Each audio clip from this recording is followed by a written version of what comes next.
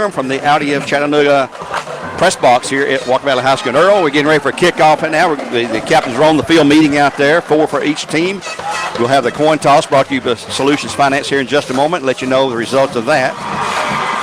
But I look for a pretty good, very competitive, very emotional game here tonight, I believe is what we're going to see.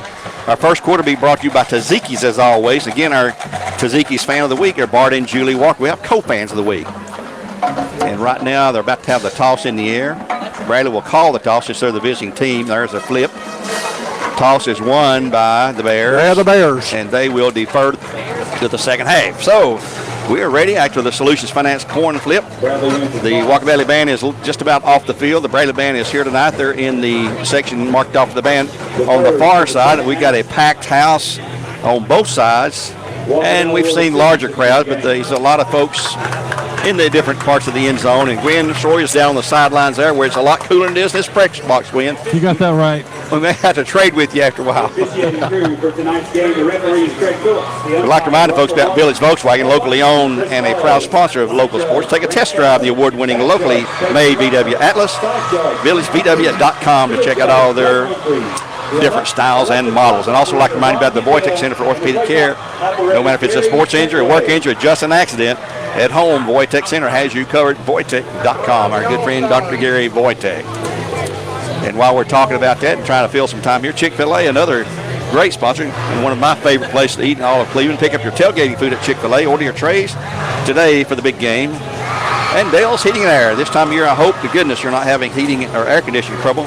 But for all your heating and air needs, just call Dale's at justcalldales.com. And oh yeah, Fitness Center, which is a place that a lot of us need to go, Health and Fitness Complex.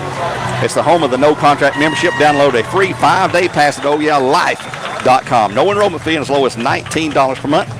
And Earl, we're ready to go. The Bears did win that toss, so the Mustangs had the choice. They said, we'll take the football. Bradley deferred. Yeah, Bradley won the toss deferred. Yeah, so the Mustangs said, we want the football.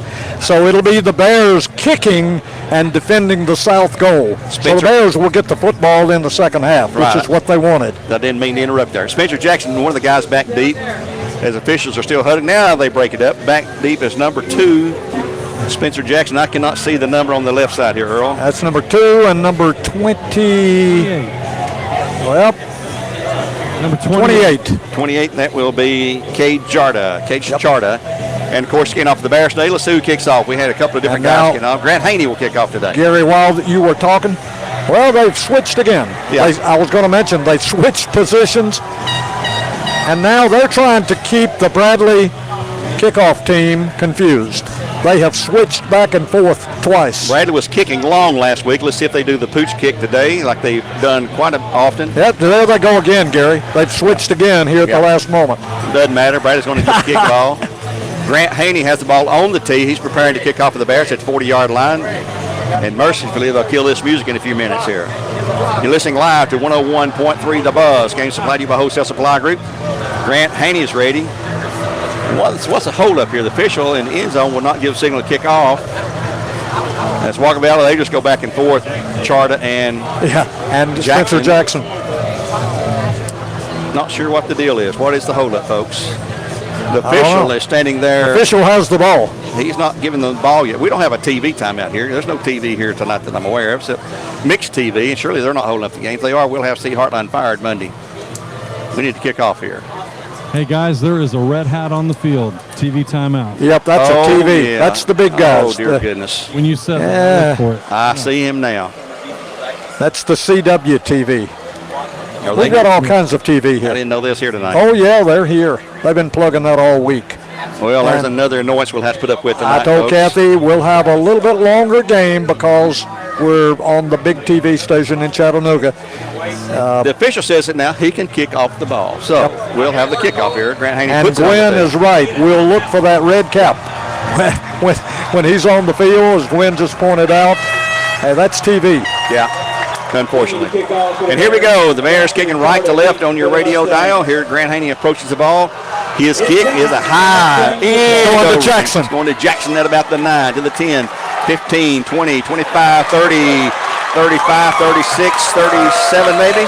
Before he's brought down, it'll be 1st and 10 for the Mustangs at that point.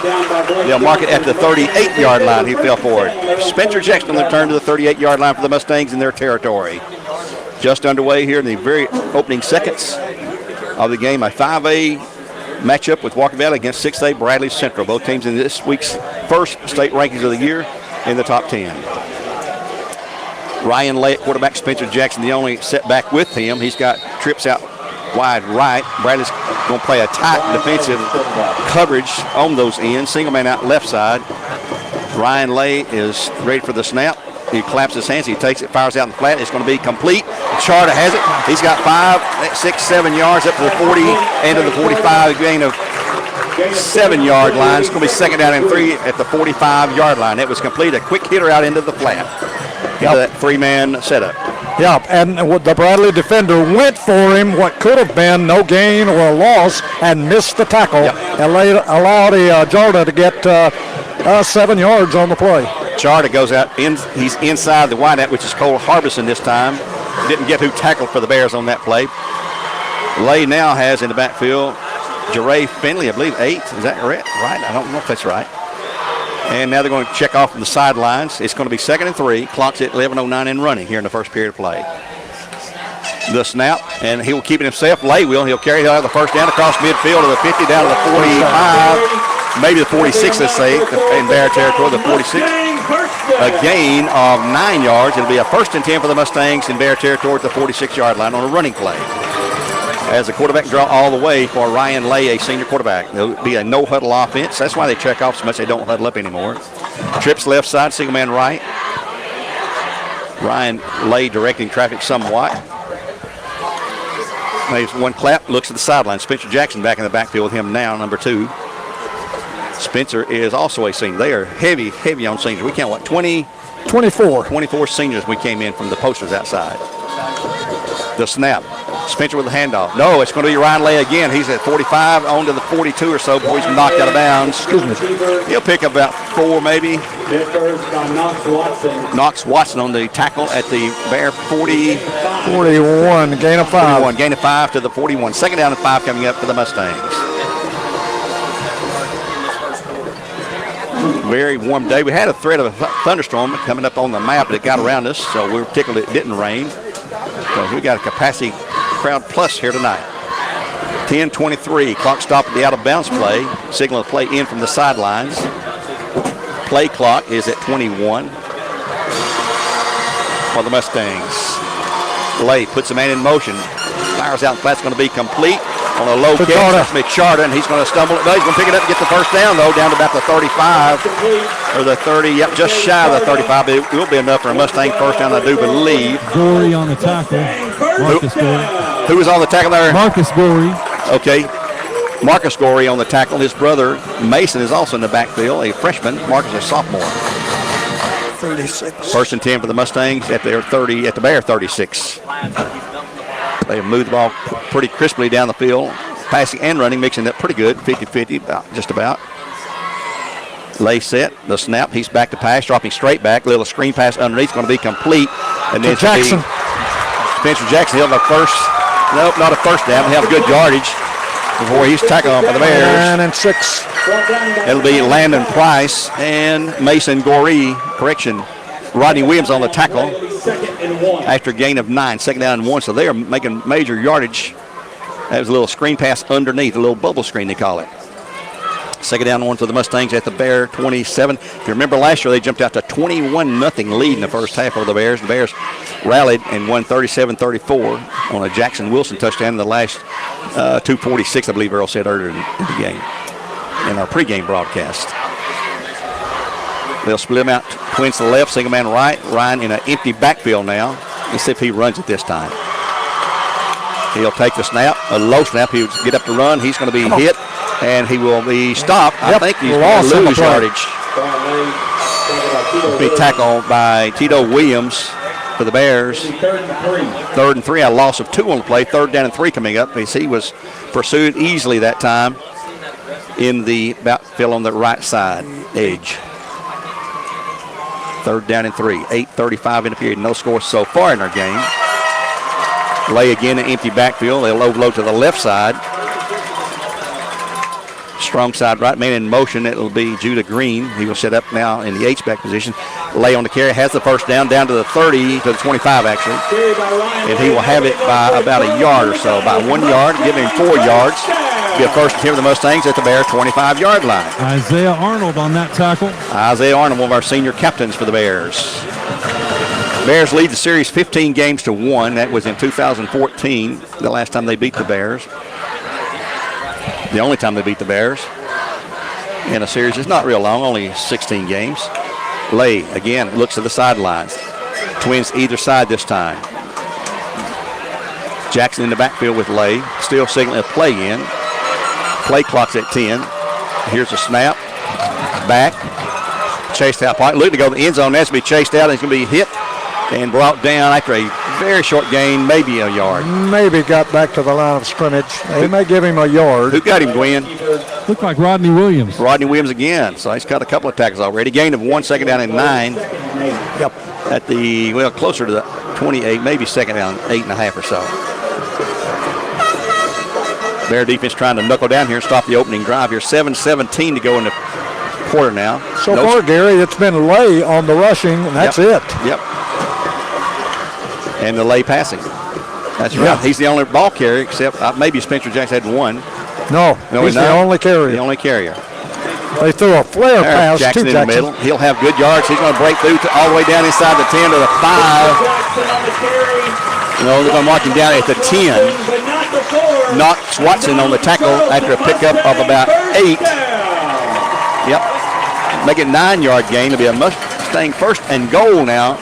Well, let's see. Are they outside the 10? I believe they're outside the 10. Yep, they can get a first down just barely. Just barely. They're not going to throw the chain gang down yet, so that means they can get a first down. It's first and 10 at the Bear 11 or so, maybe 10.5. Ready to roll now. Empty backfield again. Again, they look to the sidelines to change the play with 6:27 to go in the period.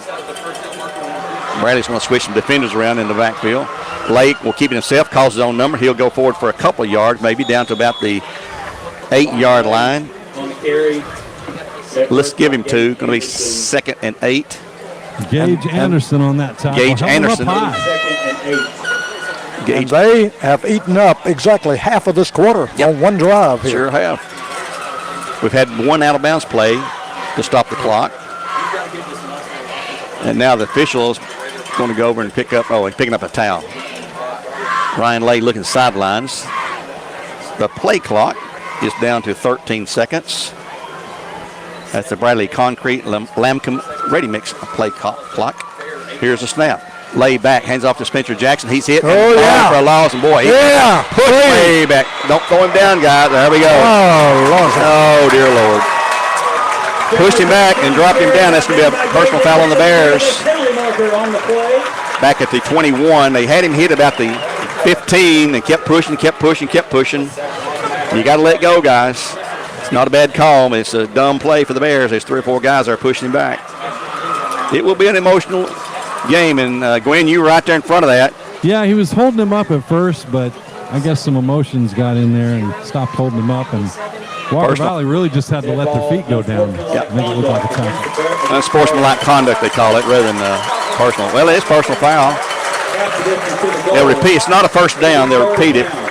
No, they had him down for a big loss at the 24, maybe 20, and then half the distance.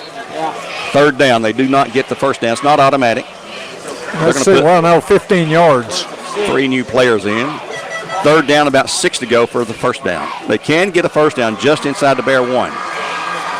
The ball's at the 6, right? 5:18. Ball is on the 6. On the 8. It's on the 8, they say. The scoreboard says 8. It's a 6. Here's Lay again, calling his own number. He'll hit the middle. He'll be stopped well short of the first down, about the 5. Going to be 4th down and about 5 to go still. Let's see if the kicking team comes in. I believe they're going to kick this. Lay comes out. So, here comes in Blaine Lowe all along with Tucker Ornby, who's going to hold for number 85, and that'll be Eli Wilson, the kicker. He's a sophomore. And I saw some knuckleballs this afternoon, so there's my jinx. This will be placing it down at the 12, be a 22-yard attempt. It is straight on. If he can hit it straight, he's got 3 points. The snap, the place, the kick is, it's good. At 4:27 to go in the first quarter of play, it's Walker Valley 3, the Bears nothing on a 22-yard field goal by Eli Wilson. Back in 1 minute with more live coverage.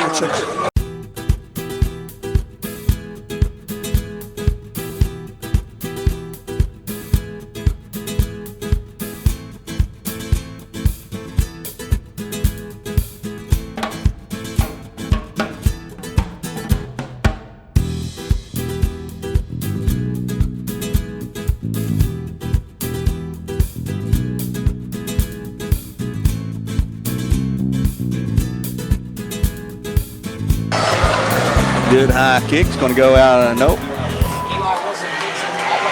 Back to 7, 10. Uh-oh. Ben Mertens. Back on the kickoff. A deep kick by Eli Wilson, taken by Finn Mertens, and he's going to be brought down deep in inside the 10. At the, looks like I believe the about 9. the 8 or 9. Looks like the 9 will be a first down and 10 for the Bears at that point, trailing at 3-0 here in the early going at 4:19 to go in the period. And looking back at about the 8, looks like. 6, 7. That yellow line there, which is soccer line, I think is on the 8. Yes, it is. Yep, you're right. Just outside the 8. So here come the Bears. Your first look at the Bears on offense with a burnt early 8 minutes off that opening drive. Aiden McClare at the quarterback. Jackson Wilson to tailback position or halfback, whatever you want to call it. The Bears got Carter Howard split out now to a split in position, and the Bears jump off sides, and there's a penalty. 5-yard penalty or half the distance. Half the distance, 4 yards. More than one guy jumped, 2 or 3 on the left end jump. Be first down and about 14. Bears backed up under their own goalpost, basically. Yeah, they're going to put it right at the 5. So first and 13, let's call it. First and 13 for the Bears. Carter Howard jumped off along with Marcus Gorey on the left side over here. We got twins either side for the Bears with Wilson in the backfield. Tell you what, Gary, I think we got a break there. The snap, back goes McCleary in his own end zone. Got all kind of time to throw it, all kind of time. He's going to roll out and throw it. It's going to be overthrown, intent for Marcus Gorey. He had him open for a pretty good game. Wouldn't have been a first. It would be second down and 13 to go. Flag on the play, and that could probably be holding as long as it took get the pass off. Typically, that's a holding call, and it'll back the Bears up. If it is holding on the Bears, that'll be half the distance again. Yep. It'll be second and 13. They declined the penalty. Take the incomplete pass. Yeah. Earl, we had 28 penalties called on Brainerd last week. Let's hope we don't see anywhere I don't near. think we can possibly have more than that. Unbelievable. Maybe ever in our career.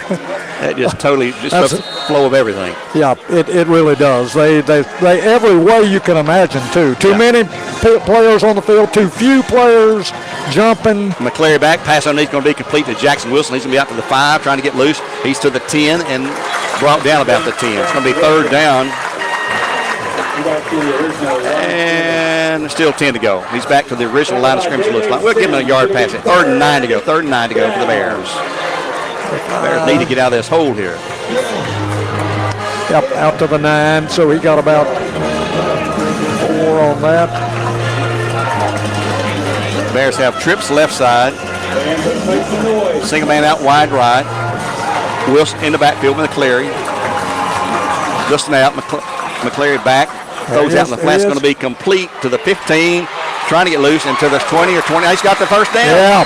That's going to be a first and 10 for the Bears. That's J. Allen Terry.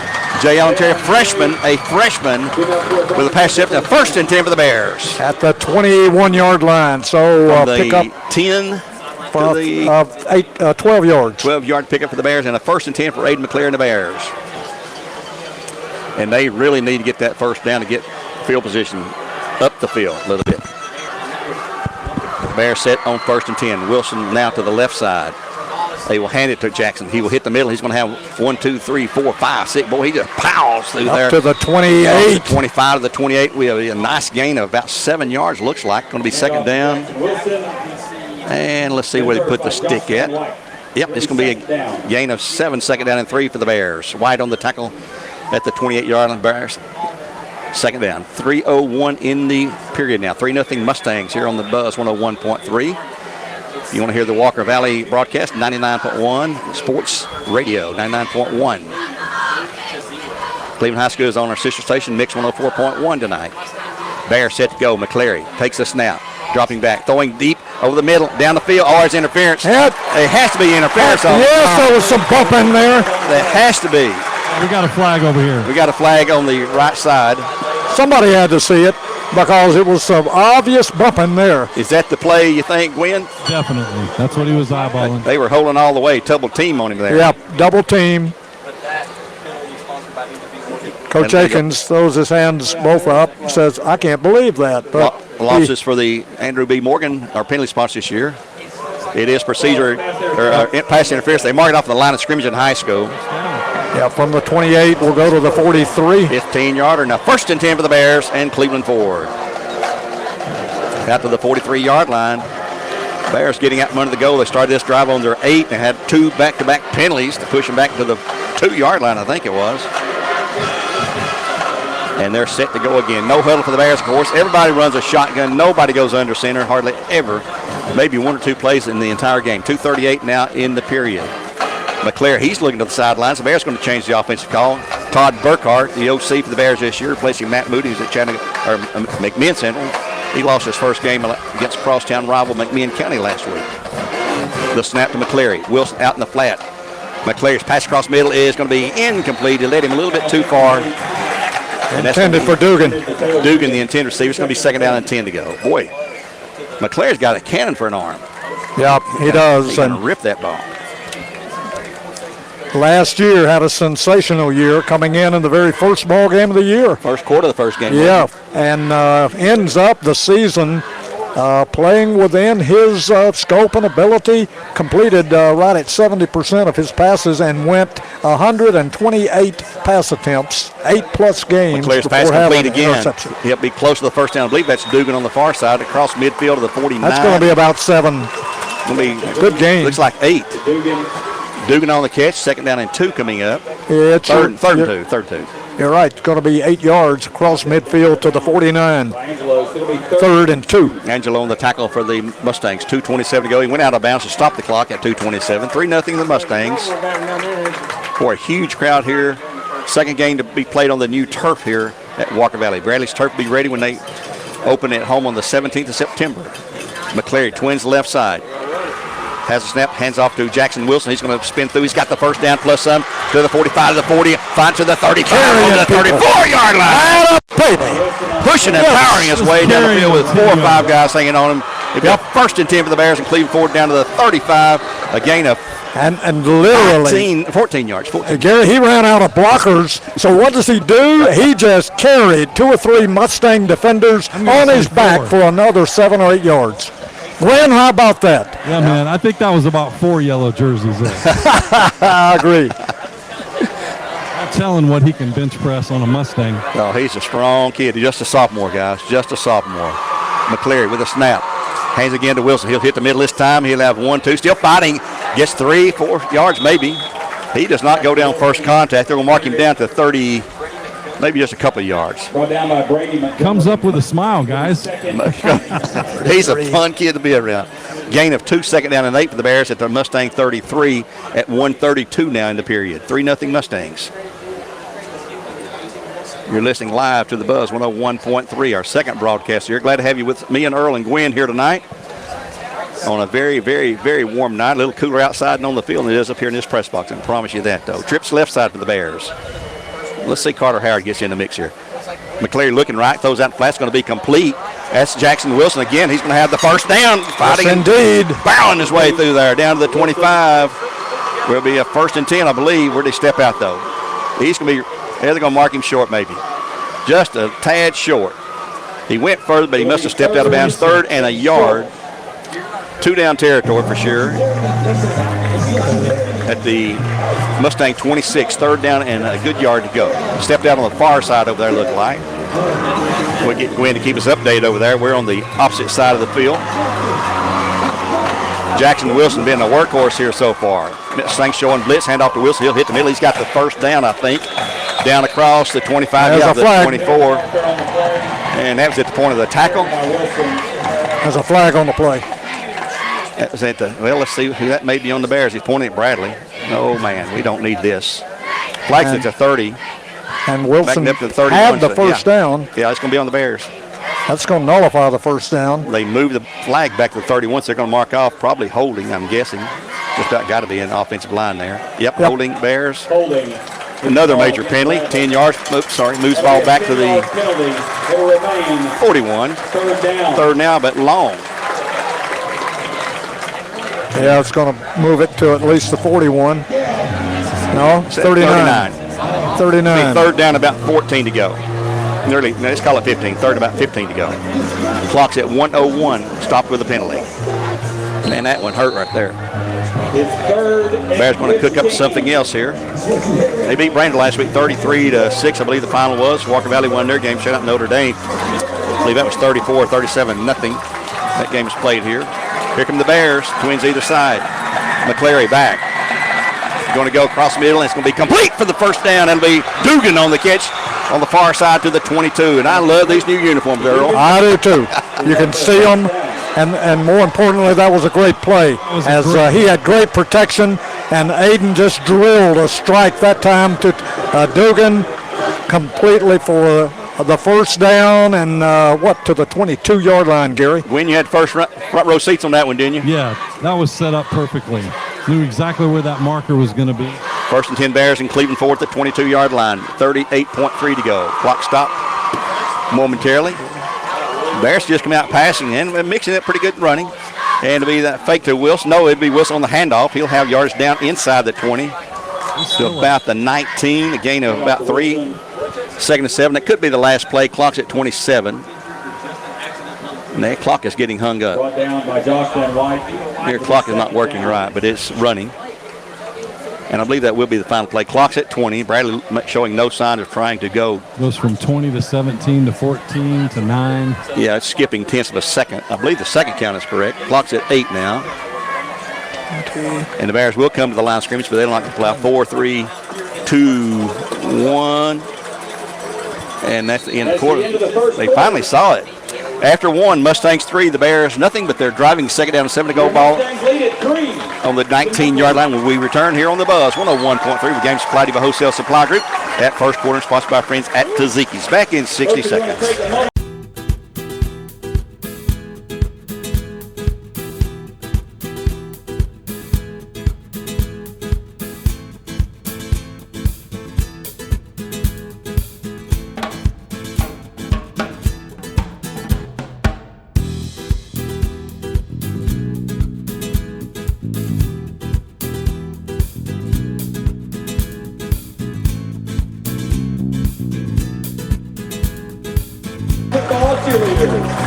Back here at Walker Valley High School on the Buzz, 101.3. Get ready for the second quarter play. The Bears driving, trailing at 3-0, but they have second and 7.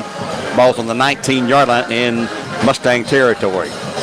And Earl, so far, been a well-played game. Well, Bradley's had 2 major penalties, but they've overcome both of those. Yep. And Jackson Wilson so far is running hard.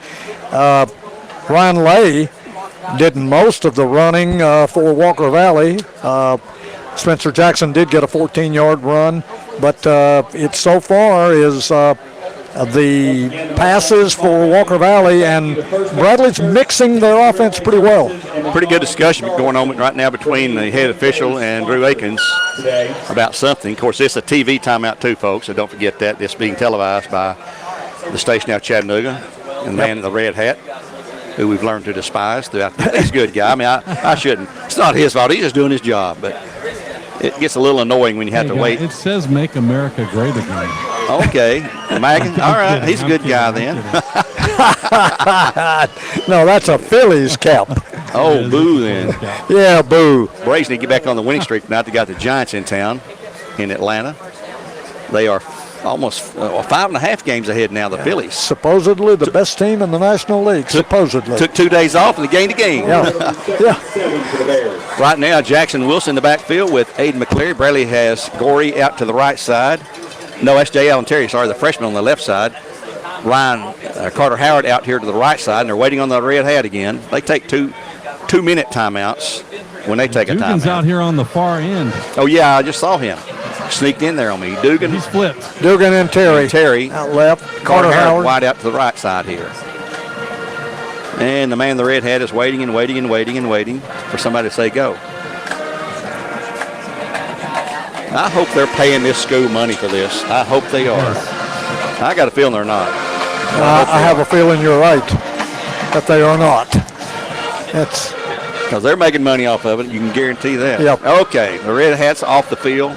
And we're set to go here to open the first play of the second quarter. 3-0 Mustangs over the Bears. Bears second and 7 at the Mustang 19-yard line. McCleary has thrown a lock knot. Carter Howard goes to the H-back position. The snap, hand off to Jackson Wilson. He'll hit the middle. He'll be hit and brought down after a gain of basically nothing. Going to be third and about 7. Eli Denton on the tackle for the Mustangs. It'll be 3rd and 7. Yep, no gain. 3rd down and 7 after no gain. I'd say we're going to pass the ball here. Looking to the sidelines, get the play signal in from OC Todd Burkhart. There were 24 games, I think, canceled tonight because of COVID concern. 24 across the state. 10 or 11 just in Chattanooga alone. A ton of games being canceled. Aiden McCleary in the backfield with Wilson. Aiden McCleary looking.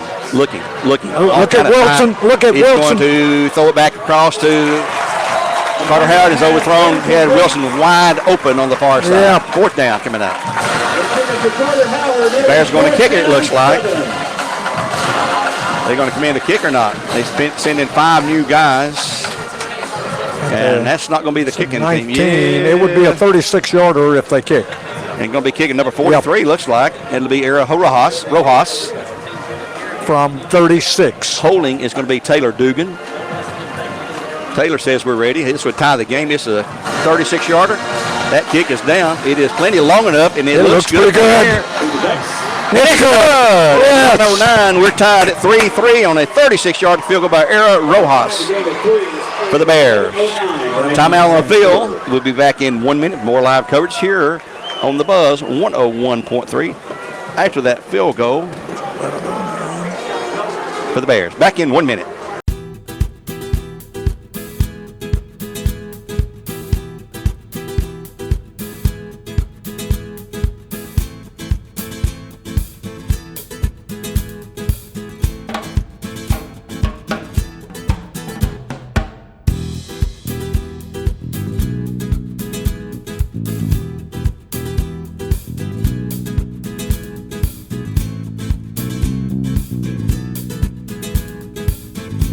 For the Mustangs.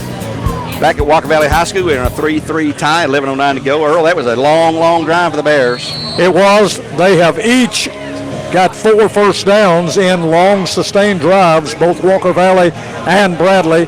Walker Valley drove to the Bears 6 before settling for the field goal, a 22-yarder, and the Bears returned the favor, drove to the Walker Valley 19, got a 36-yard field goal from Arrow Rojas. And they had to start deep. Kickoff will go to Chart, I believe, at the 10, 15, 20, 25, He's got a hole. 35, 40, 45, and down finally at the Walker Valley 47. A great return. Bradley Special Teams had some problems last week. Yep, he went straight up the middle, and there was a gaping hole up the middle, and Charter takes it out to the 48-yard line, so the Mustangs get excellent field position to start this drive at their own 48. 3-3 our score, 11:02 to go, so both teams between the two drives ate up the entire first quarter. Spencer Jackson in the backfield with Lay. Looks like that'll be the only setback. He's got twins out left. Tight formation right side. Now they look to the sideline to change the play. Play clock's at 15 for Bradley Concrete. The snap. Hands off to fakes to Jackson. He's going to roll out. Going to be chased. He's going to have to eat the ball. And he's always up and running again, but they're going to call him down way back. That's how you play the game right there. Going to let him come back over to the 37. Looks like that's a huge, huge loss. 10, 15 yards. And let's ask Gwen who was putting the pressure on for the Bears. They were Gorey and Gorey. And maybe Arnold. Yeah, Arnold and Gorey had at least 2, maybe 3 Bears that were really chasing Ron Lay. 10-yard loss. Back to the 37 in Mustang territory. Second down and 20 to go after a 10-yard loss by Ryan Lay. Bradley has shifted their defense around a little bit, and that's what you have to do when they drive down the lane like they did the last time.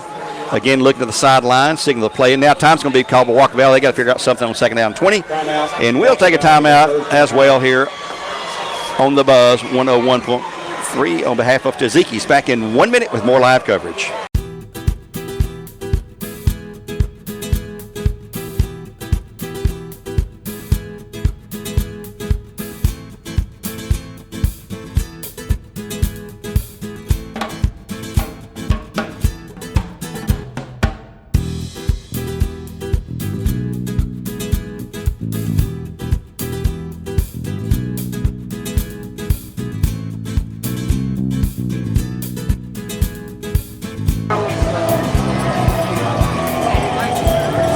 Back here at Walker Valley, we had a timeout call, and the Red Hat man is on the field. Walker Valley back out there, and the Red Hat man is going to walk off. Well, no, he's not. Yeah, here he comes. Bears defense back on the field. Second down and 20, nearly 21 to go, it looks like. Now they moved the stick. It's closer to 20 again, I guess. Clock says 22, but it's not 22. They've got to get to the Bear 42 for first there if they're on 37. Yeah. Lay back looking long. He's going to be chased out again. He's running for his life to the right side. He's going to be hit and brought down again for another loss. That's number 6. That's going to be for the Bears. That's Rodney Williams. Rodney Williams has been everywhere tonight. The Bears have just bared their ears back and said, we're coming at you. 37. He's a loss of 3 again. Of 3. Third down now and about 25 to go. That's what the scoreboard agrees with me there. So two straight pressurized play, a loss of 11 and a loss of 3 for Lay. They may bring the house on this one here because you know they're going to have to pass it unless they run some kind of draw play or delay play.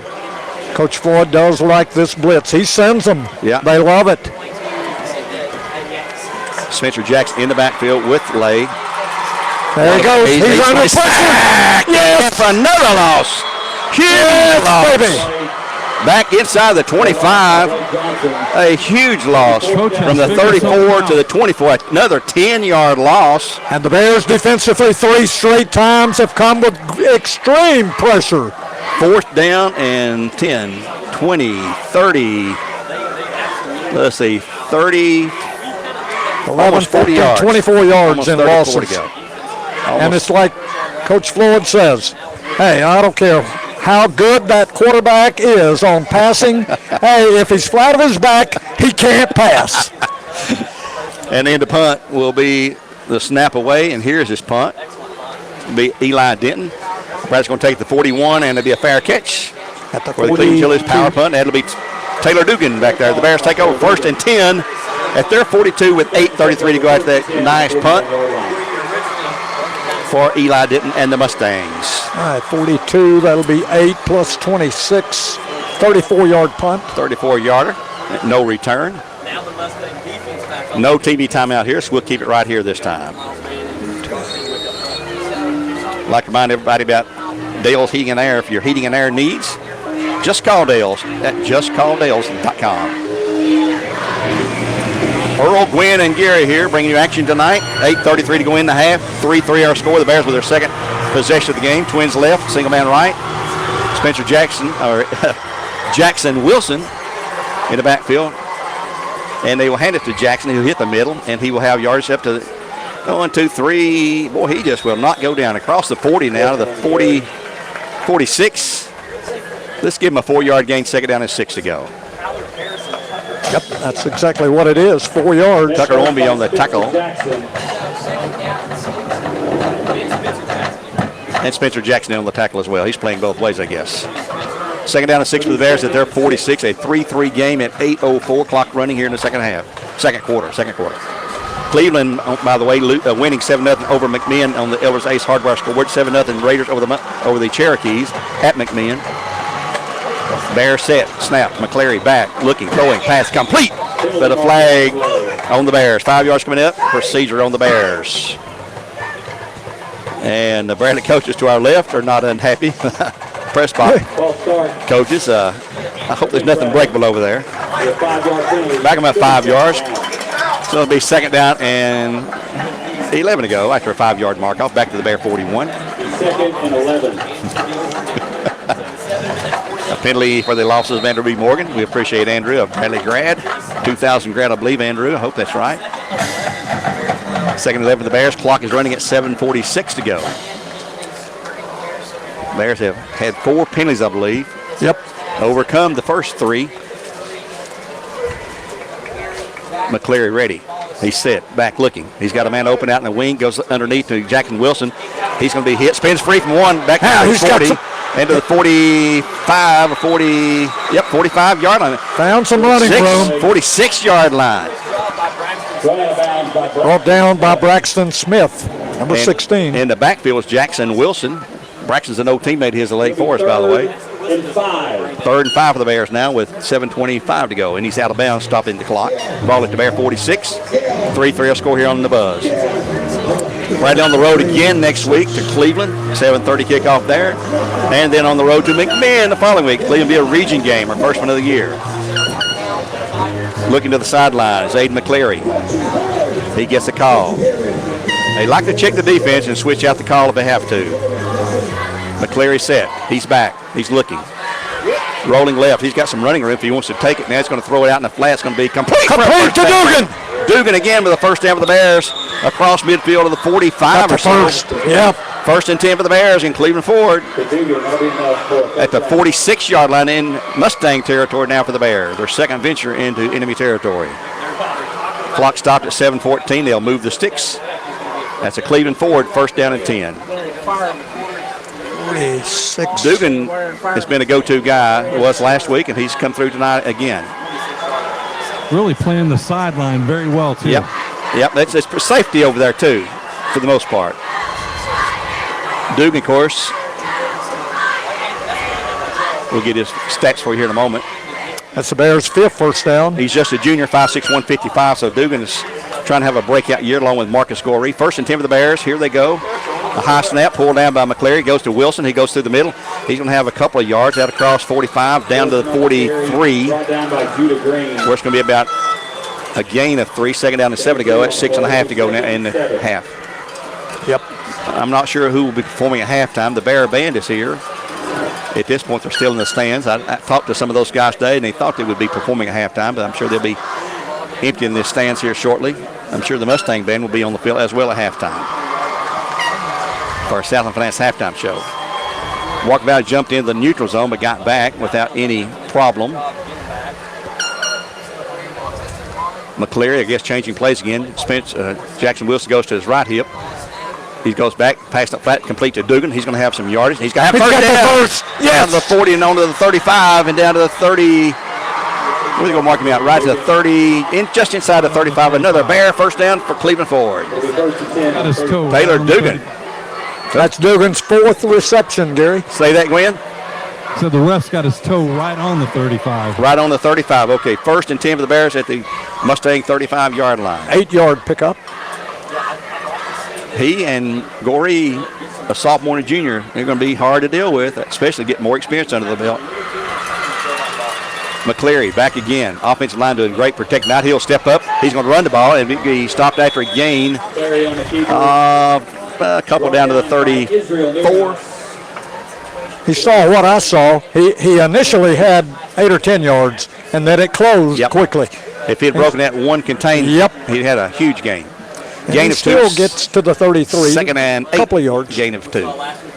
McCleary, he is fleet-footed. He's a baseball player as well. Played basketball his freshman year. I've been trying to talk him into going out again. And he just smiles and says, "Oh no."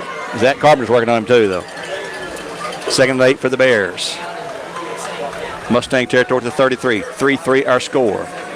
Carter Howard shifts, goes in motion, handoff Riley Jackson Wilson. I want to call him Spencer Jackson for some reason, folks. I apologize. Complete down to the 30. It's going to be 3rd and 5, and the clock is stopped.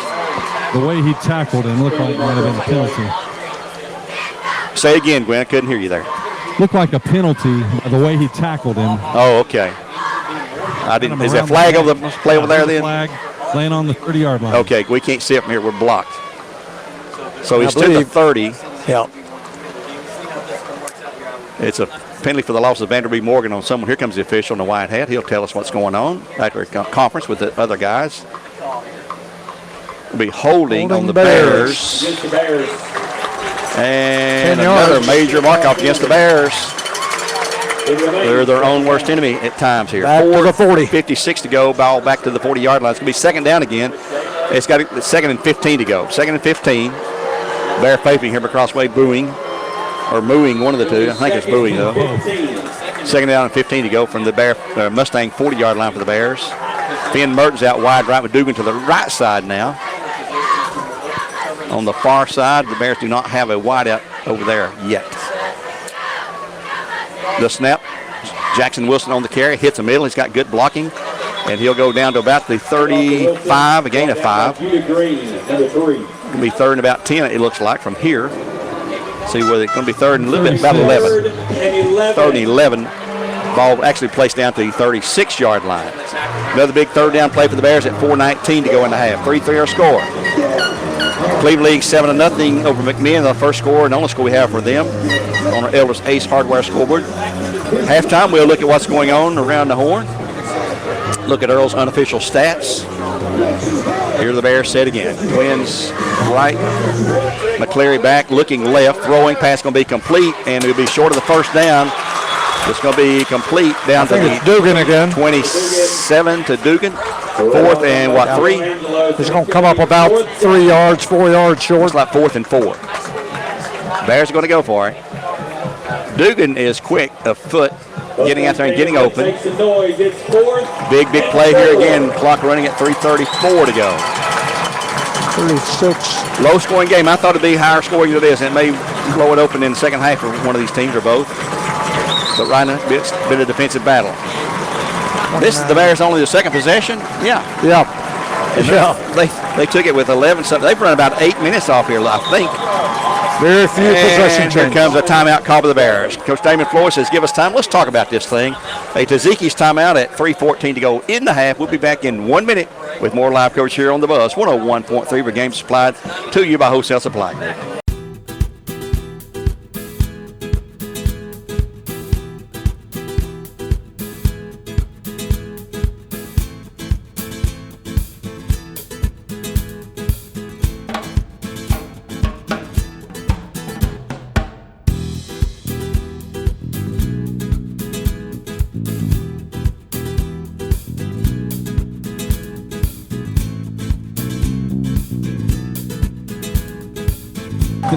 Back here at, we're discussing timeouts here, folks. He's writing on me, Earl. We have 2 timeouts for each team right now. I'll give you my autograph later on. And with 3:14 to go, and it's 4th down and 4 for the Bears, they call that timeout. 4th and 4. Coach Floyd says, let's talk it over and see what they can do. 4th and 4. Same set for the Bears. Twins right. Jackson Wilson in the backfield with McCleary. Bill Schiff, Carter Howard left side. There's always be a blocking back in there now. McCleary back. He's got a man up there. First down. First and 10 again. Out in the flats to the 25. Yeah, it's a first down. 23. 6-yard pickup. First and 10 for the Bears and Cleveland Ford. All right, another big play to Dugan. They're not long passes, but Dugan is catching everything thrown his way. Reliable. Yeah. They're going to drop back and fire a long one here to Gorey or somebody before it's over with. Maybe not right now on this drive, but 3:08 to go in the half. Clock stopped the out-of-bounds play. Ball at the Walker Valley 29. First 10 Bears trying to drive in for a leading score as we're near halftime. 24. Oh, yeah. Scoreboard was wrong again. Here's Jackson Wilson left side. No, that's not Wilson. Gory's with the ball. That's Gorey with the ball out of the backfield. He'll lose. He's going to lose. Trying to dance around and go wide right. He got out danced, and he will lose 2 yards. Second down, 12 to go. Back at the 25. Clock running at 2:50 to go. Yep, loss of 2. That's the first play they've ran to the right side in a long time. Teams typically run plays to their bench side almost every time. That's sort of a false thing they fall into sometimes. Second down, 12. Clock running. Bears ready now. Gorey out left along with Dugan. Out wide right, Finn Mertens. Jackson Wilson in the backfield. The snap. Fake to Wilson. Pass out in the flat. It's going to be complete. Gorey. He's now positive yards down to the 20 and down to the 23 or so before he's brought down after a pretty good gain of close to 10 on the play. Inside the 20. Bet first by number 21, Day To the 19. To the 19, so he picks Pick up up a 7. 7 yards. Third down and right at 5 to go for the Bears. They've got to get down to the 19-yard line. Obviously, 2 down territory here with exactly 2 minutes. Clock running now. 3rd and 5. The old dink and dunk.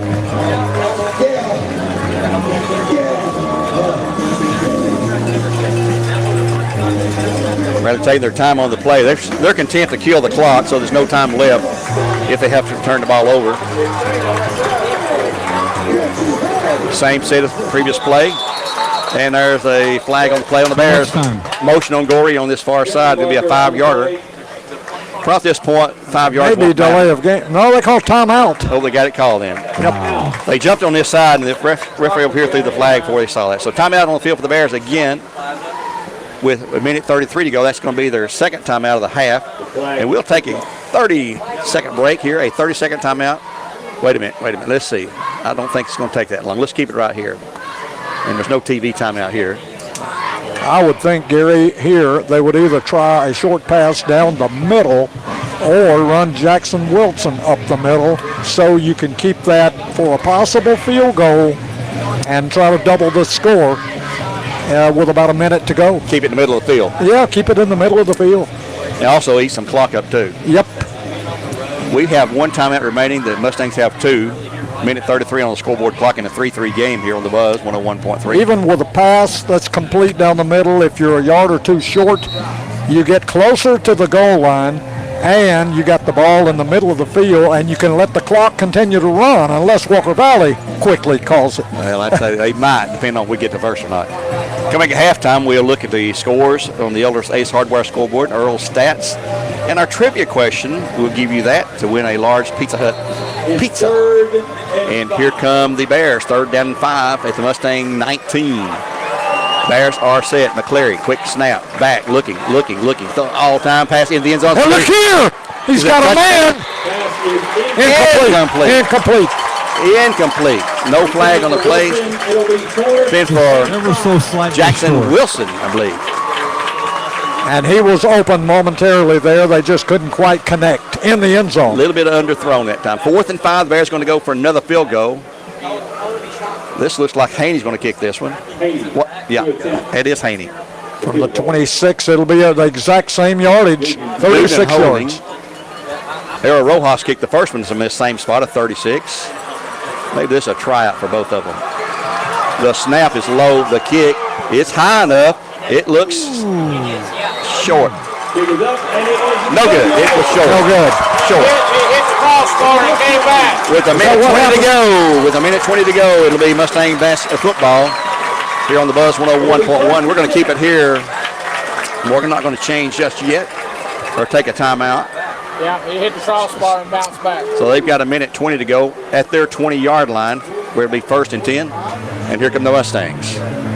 I'm sure they're going to try to air it out. Bradley's going to probably play prevent defense. But you notice the goalposts now about twice as high, Earl. That's the kind we have installed at Bradley now. They're white at this time. I don't know if they'll paint them or not. And here comes Lay and the Mustangs. Lay dropping back, rolling out to his left. Going to throw it out in the flat. Incomplete, 2nd down. Clock at 1:17. Lay has ran for his life the last possession after he led them down the field on their first drive to get the field goal. They were thrown for loss after loss after loss. And right now, that was an incomplete pass. He got rid of that quickly that time. He had a lot of pressure coming. And I believe that was Josh Helston for the most part on the rushing.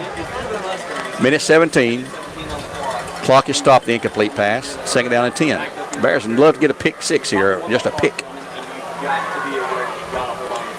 Lay, low snap, hands off the running back and hit for a loss immediately by the Bears. Blake Johnson running the nose guard.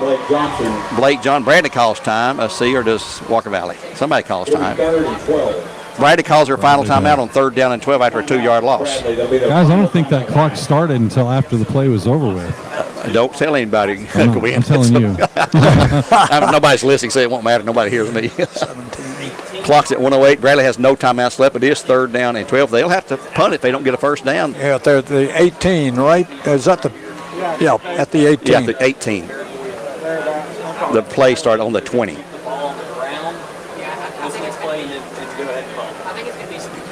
1:08 in the half. 3-3 our score. We'll have the Elders Ace Hardware scoreboard. I've seen a score coming across from Polk County and Cleveland High as well. We'll have a recap of this first half.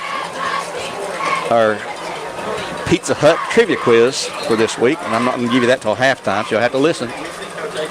And if you've been listening at all to our broadcast or read anything at all this week, this will be a very easy win for someone. So get your dialing fingers ready, or your punching fingers ready. When they get this thing Here they come with 1:08.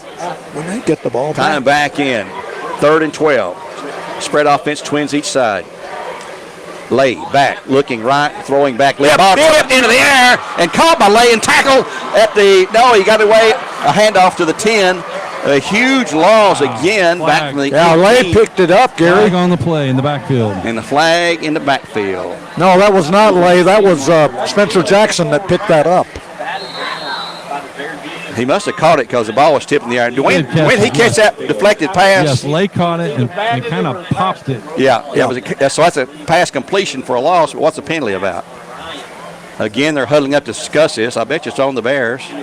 Bradley's already backing up, which would may not be a first down, though. Can he throw the ball a second time? Because that would have been a forward pass. Yeah, that's right. What they're doing. Oh, okay, if that's the call. Lay passed and then caught the ball and then threw another one to Jackson. Maybe a loss of down. Pass, that's what they're discussing. Could be a loss of down. Ryan Lay was under pressure, and he attempted a pass. Caught it himself. There should be and then threw a little shovel pass to Spencer Jackson, which is two passes. Here's the call. It's on, Yeah. It's on them. Illegal play. And loss of down, I think. Yeah, loss of down. Yep. 4th down. With 57 seconds to go, the Mustangs will have to punt it. That was a very curious type play. As Gwen said, Lay tried to get out of the grip of the defender for Bradley, threw the pass, it went up in the air, it was tipped, and Lay caught it. And then in the next second, he attempted a little shovel pass, which he completed to Spencer Jackson, which is illegal. 4th down, and his ball is at the 8-yard line, I believe. 4th, about 20 or 21 to go. The Mustangs have not sent their punter in yet. It's at the 8. Should be half the distance too, shouldn't it? Well, let's see. There's the flag. Here comes the mark off. Yeah, here's the mark off. Half the distance back to the 4-yard line. So they're going to barely be inside the end line. 4th and 26 to go for a first down. This is big. 57. He's going to be standing just inside. If he takes a step back, he's out of bounds. That's so he's looking for a good snap. And who is that punting? What number is that punting? I can't see from here. Here's a snap.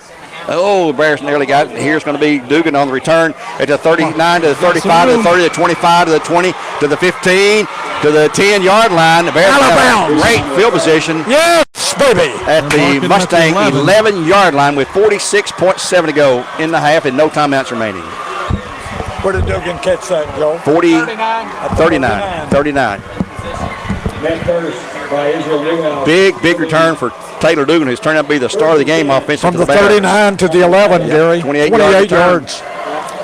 So the kick was from the 4 to the 39, 35 yards. And Bradley nearly was in there to block it. Here come the Bears with no timeouts and 46.7 to go in the half, 3-3, but they're on the Mustang 11-yard line, 1st down and 10. They had a penalty that cost them that last drive. McCleary set, takes a snap, fakes to Wilson, pass, it's going to be tipped out of bounds, 2nd down. Incomplete, 41 to go, 41.1. Broken up by number 22. Ball tipped to the line by, I think it's number 32. It was a good defensive play. Brady Montgomery, I believe, 32. 2nd and 10, Back to the 11. Gwen, we need to push this one in over there. Ball is on the far hash marks, close to the Bradley side. They're shuffling. 2nd and 10. A couple of plays in. The Bears have to have points out of this. Play clock's at 16. Either a TD or a field goal. Can't have a penalty. Cannot have a penalty.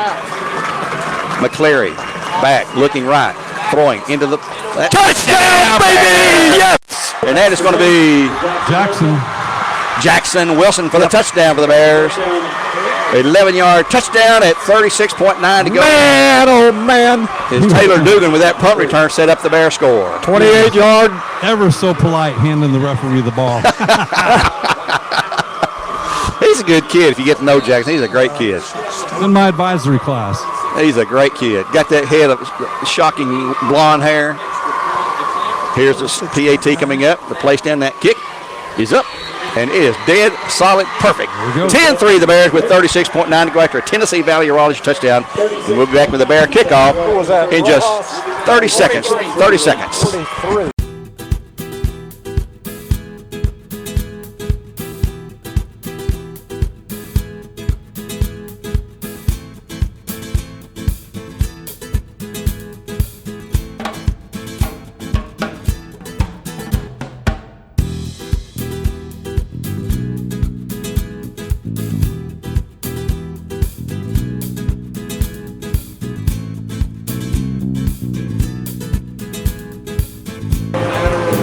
Back on the Buzz 101.3, 36.9 to go. Been an exciting first half. A few mistakes, more mistakes for the Bears penalty-wise, but they lead at 10-3 after that last touchdown, 11-yard touchdown pass to Jackson Wilson. He and Taylor Dugan have been absolutely the workhorse offensively for the Bears. And let's see what kind of kickoff the Bears will employ here. Will they squib it, make them pick it up, or will they kick it deep? They've burnt the Bears on the kickoff returns. And Era Rojas will be kicking off for the Bears. He and Grant Haney just about as even as you can get. No, that's Haney. Sorry, that's Haney kicking off. About as even as you can get. They both shared kicking duties tonight on PATs. Now field goals. Era has the field goal. Grant just barely missed it. Here comes Grant with the approach to the ball. And he will kick it. It's not going to be a long kick. It's going to hit and be dropped and bounce. And there's a flag. Yeah, we were offsides. Bears were offsides. Had two guys. Doggone it. Far side. Yep. Back them up 5 yards and kick it from the 35 with 35.5. They whistle that before the play started. Bears have about a half a dozen penalties here in the first half. But they've overcome them all, Earl. Except the one when they missed the field goal. Could have been a touchdown. And they've all been nothing really major. The penalties 6, 4, 10, 5, 10, and 5. And like you say, they've overcome them. Sometimes you can overcome those. Grant Haney pops it up at the 35. McMahon's over Cleveland. Yeah, 10-7. McMahon's ahead of Cleveland. Yeah, 10-7, McMahon. Here comes Haney's second kick. This one will be a high, sort of a pooch kick at the 34 to the 35.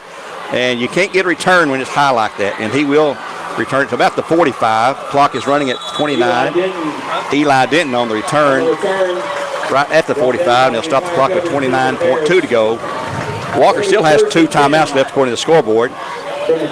Bears up 10-3 here in the second quarter of play as we're near halftime. It's been a long second quarter.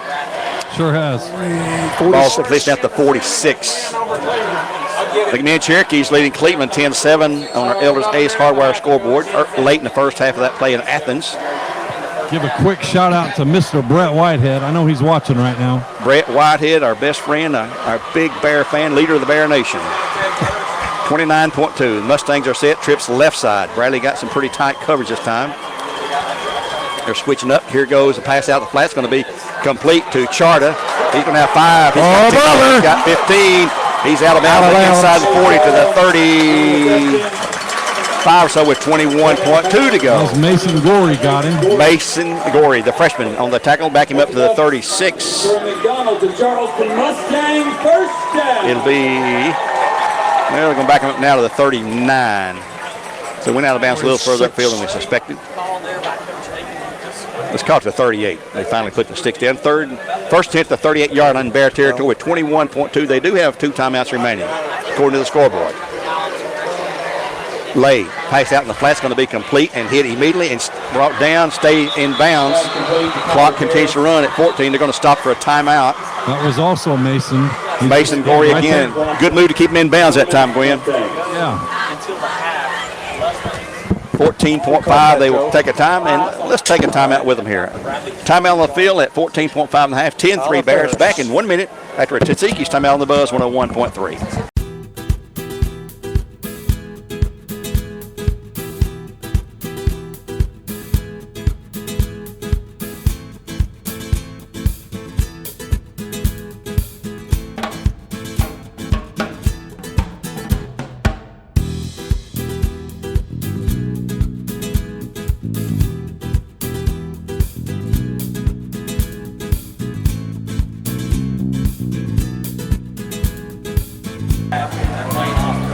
Coming out of the timeout, the Mustangs with the ball. Second down and 10. Back goes Lay. He's being under pressure. Screen pass going to be complete and hit and dragged down.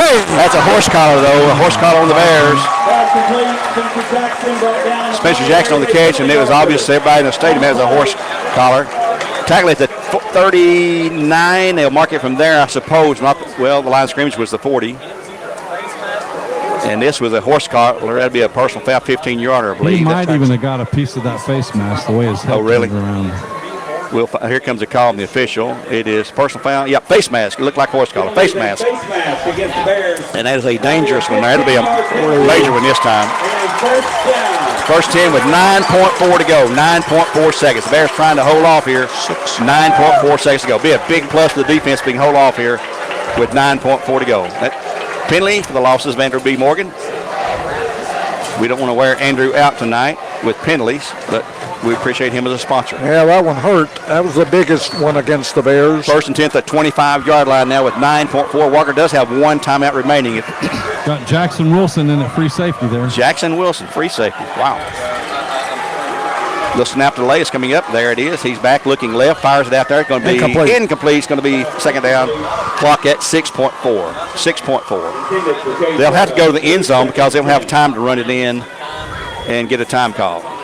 They've got to go to the end zone is my guess here.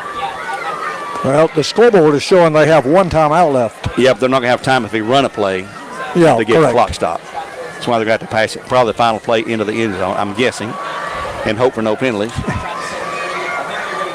But that was an obvious penalty last time. They've not made any bad calls on the penalty situation, except they missed the pass interference. No, they didn't miss it. We thought they missed it. They got it. They've not missed any calls. It's been a well-called game. Good crew tonight. Give them confidence when they deserve it. And now the there's the final timeout called by Walker Valley, so they'll burn their last timeout with 6.4 to go, and we'll take one with them. For Tzatziki's, we'll take a 1 minute break here on the Buzz, 101.3, and returning to 60 seconds.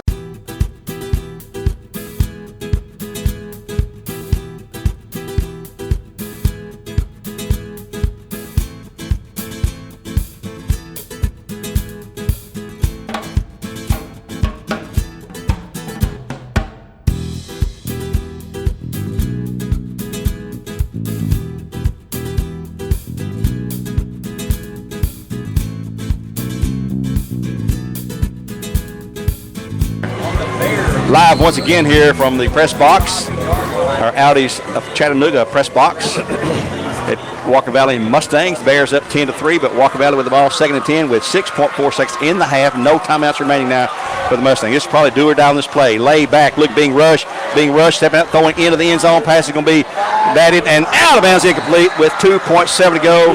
They have one more play and no flags on the play. Third and 10 coming up.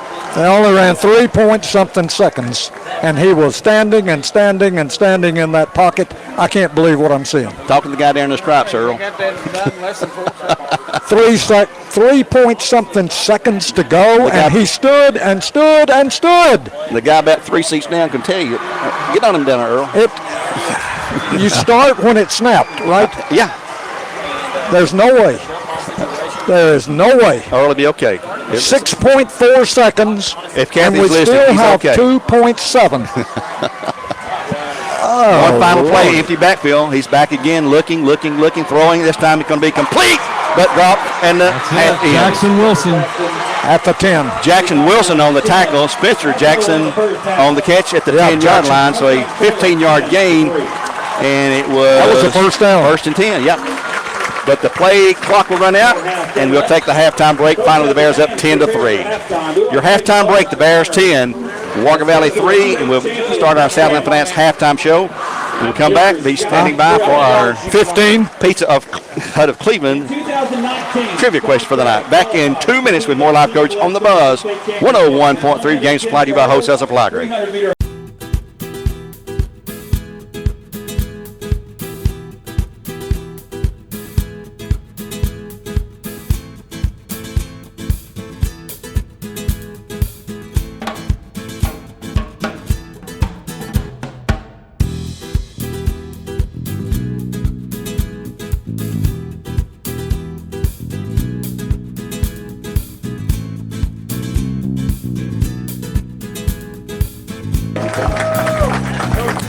Welcome back to Walker Valley, our Southland Finance halftime show.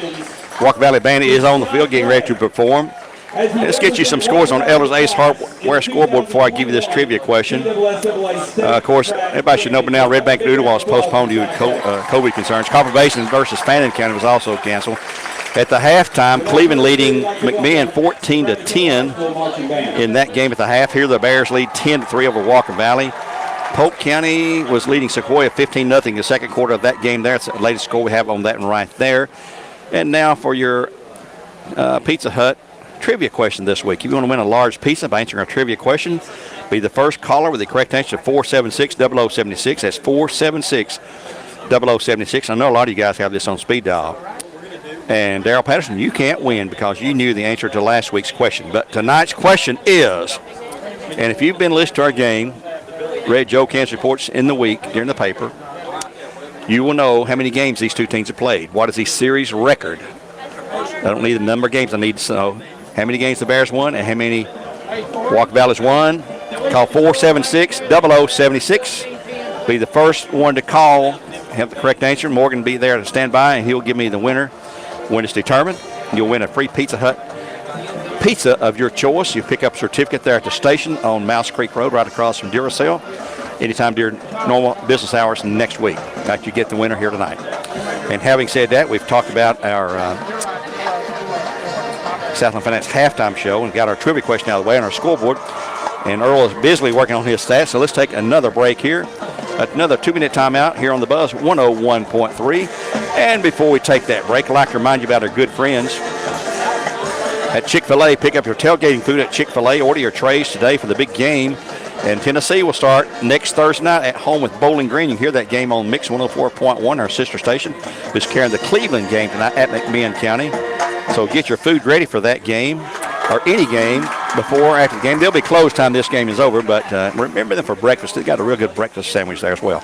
And Dale's Heating Air. Remember Dale's for all your air needs.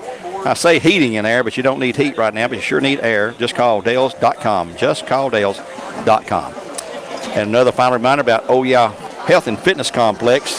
That's the home of the no contract membership. You can go in there and work out as long as you want to without a contract. Download a free 5-day pass at ohyeahlife.com. That's ohyeahlife.com. OHHYEAHLIFE.com. No enrollment fee, and as low as $19 per month if you want to join the club on an ongoing basis, but no contract is required.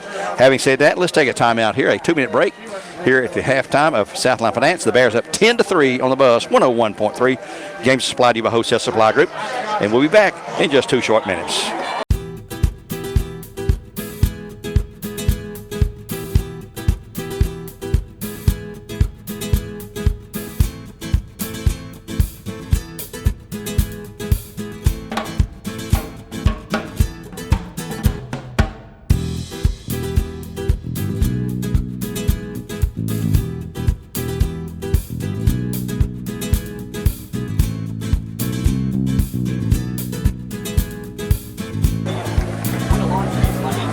Back here at Walker Valley High School, we're at halftime. The Bears up 10-3. They'll have the ball coming out. The Walker Valley Band is on the field in a big formation right now doing their thing.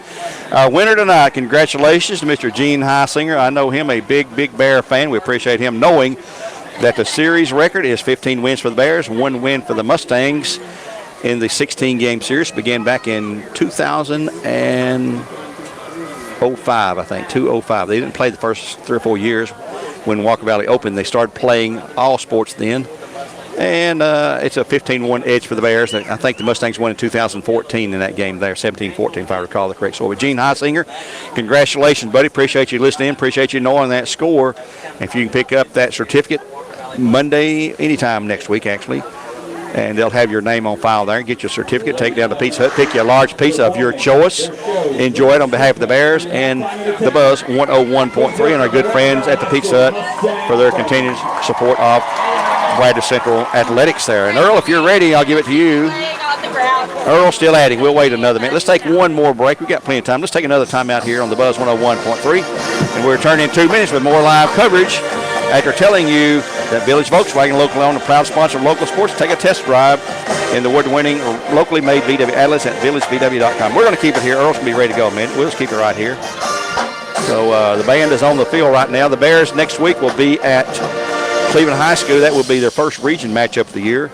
Walker Valley will be playing Ooltewah here. It'll be homecoming, I think I was told, with a region game for Walker Valley. And in classification 5, that'll be Ooltewah here. The Owls, who dropped down a classification this past reclassification period since the last football field.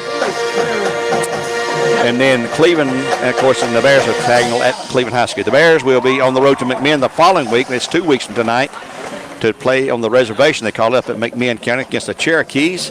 And they'll finally be at home the 5th game of the year, halfway through the season. They'll be a home game for the Bears on their new turf, which is coming along very, very nicely. Padding and the under padding and the turf were delivered today, and they'll be working, I think, Kyle Page is in charge of that, said to be working 24 hours a day for the next few days to get things in place. And that's the schedule they had all along intended to have. So the Bears will be in plenty of good shape, have plenty of time to practice on that field before that first home game. By the way, the Bears this year will play only 2 games on natural grass. Only 2 games out of 10 the regular season schedule. 8 of those will be on artificial turf. The only 2 on grass, McMinn County and Ooltewah. Both of those are road games. So we've come a long ways, folks, in a very short time. Knox County, all those schools up there, Maryville, and seems like Adderall have had turf for years now. And the folks up at Pilot Oil, Mr. Big Jim Haslam and his son, Little Jim, I guess we could call him, donated and paid for the turf for all public schools in Knox County about 3, 4, 5 years ago. Every single school, public school in Knox County has artificial turf. So remember that if you're buying gas at Pilot Oil next time, maybe. We're not here to promote them because they're not a sponsor for us. But we're at halftime. Walker Valley Band performing really nice on the field. A huge band, of course, as always. The Bears lead 10-3 at halftime. And Earl, I'm ready to give it to you if you're ready to talk. Yeah, I'm ready. Earl's ready to talk, so he can put his headset back on. I'm going to turn his mic back up and let him tell you what he's come up with. Unofficial stats in the first half of the Bears at 10-3. All right, Gary, and here's what the first half stats look like. In first downs, the Bears had 5, and Walker Valley had 6. But we'll give them that first down edged because we've got the edge on the scoreboard, 10-3 here at halftime from Walker Valley High School. 10 rushing attempts for the Bears in the first half, good for 37 yards gained, 10 for 37 in the rushing game, and Walker Valley had 11 rushing opportunities for a total of 7 yards gained. Now, folks, in the first quarter, they had quite a number of yards, and then in the second quarter, all of their rushing attempts were for negative yards. Part of that was Ryan Lay 3 straight times going for losses of 11, 3, and 10. So that ate into the Walker Valley rushing offense in the first half considerably. They ended up with 7 yards total on 11 rush opportunities. The Bears 10 for 10 attempts for 37 yards. In the passing department, which is what both teams have relied upon in the first half, we've had some long drives that ate up a lot of clock in the first quarter and a half, really the entire first half. The Bears attempted 16 passes. That is Aiden McClary doing all the passing there. 16 attempts for 12 completions, 12 out of 16. No passes intercepted for a total of 99 yards. 99 yards for the Bears. For Walker Valley and Ryan Lay doing all the tossing, 7 out of 10. 7 out of 10 for the Mustangs behind Ryan Lay for a total of 50 yards. 50 yards through the air for the Walker Valley Mustangs, 99 yards for Aiden McClary and the Bears. No fumbles in the ball game by either team, so no turnovers there. The Bears, likewise, have had 0 punts. No punt opportunities at all. The Mustangs punted twice for a 34.5-yard kicking average. 7 penalties racked up against the Bears, total of 55 yards. 2 penalties against the Walker Valley Mustangs for a total of 19. Individually, it looked like this. In the rushing department, the leader for the Bears ground game is Jackson Wilson. Jackson, the big hard-running sophomore running back, 8 carries for 37 yards here in the first half. Now, he had all of the net yardage gained, but a couple of Bears have also carried. Quarterback Aiden McClary carried once for 2 yards, but then Marcus Goree late in the second quarter gave that right back on a carry. He lost 2 yards, so they end up with really Jackson Wilson's 37 yards as the total for the first half. For the Walker Valley Mustangs, Spencer Jackson really is the leader as far as rushing. He's only run the football one time. He's caught some passes, but ran the football one time from the line of scrimmage for a 14-yard gain. In the receptions department, Taylor Dugan. Boy, oh boy, has Taylor come up big here in the first half. All of the passes have been relatively short passes, 5, 8, 10 yards, but boy, those short passes have been crucial for the Bears picking up first downs, and one, of course, Taylor was involved in the touchdown. I'll mention that in just a minute. Taylor Dugan, 6 receptions for 53 yards, and Jackson Wilson for the Bears, 4 receptions for 27 yards. Goree has 1 catch for 7 yards, and J. Allen Terry has 1 catch for 12 yards. For the Mustangs, reception-wise, Cade Charda has 3 catches for 28 yards, and Spencer Jackson has 3 catches for 24 yards. Paris has 1 catch, 1 reception for a negative 2 yards. So that's their 50 yards gained there. If you joined us late, the Walker Valley Mustangs took the opening kickoff. Bears won the toss, in fact, and deferred to the second half. So the Bears will be getting the kickoff.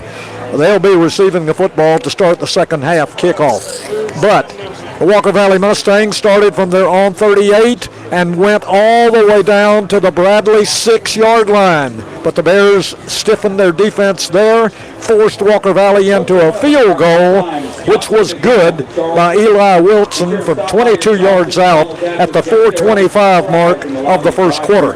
That consumed almost 8 minutes on that drive in the first quarter. Walker Valley comes up with 3 points. Bears took the ball on their first possession and drove all the way downfield to the Mustang 19-yard line, and they came up short. The defense for the Walker Valley Mustangs stiffened. They likewise went for a field goal, and it was good by Ira Rojas. Second quarter, early in the second quarter, 11:09, a 36-yard field goal by Rojas knotted the score at 3-3.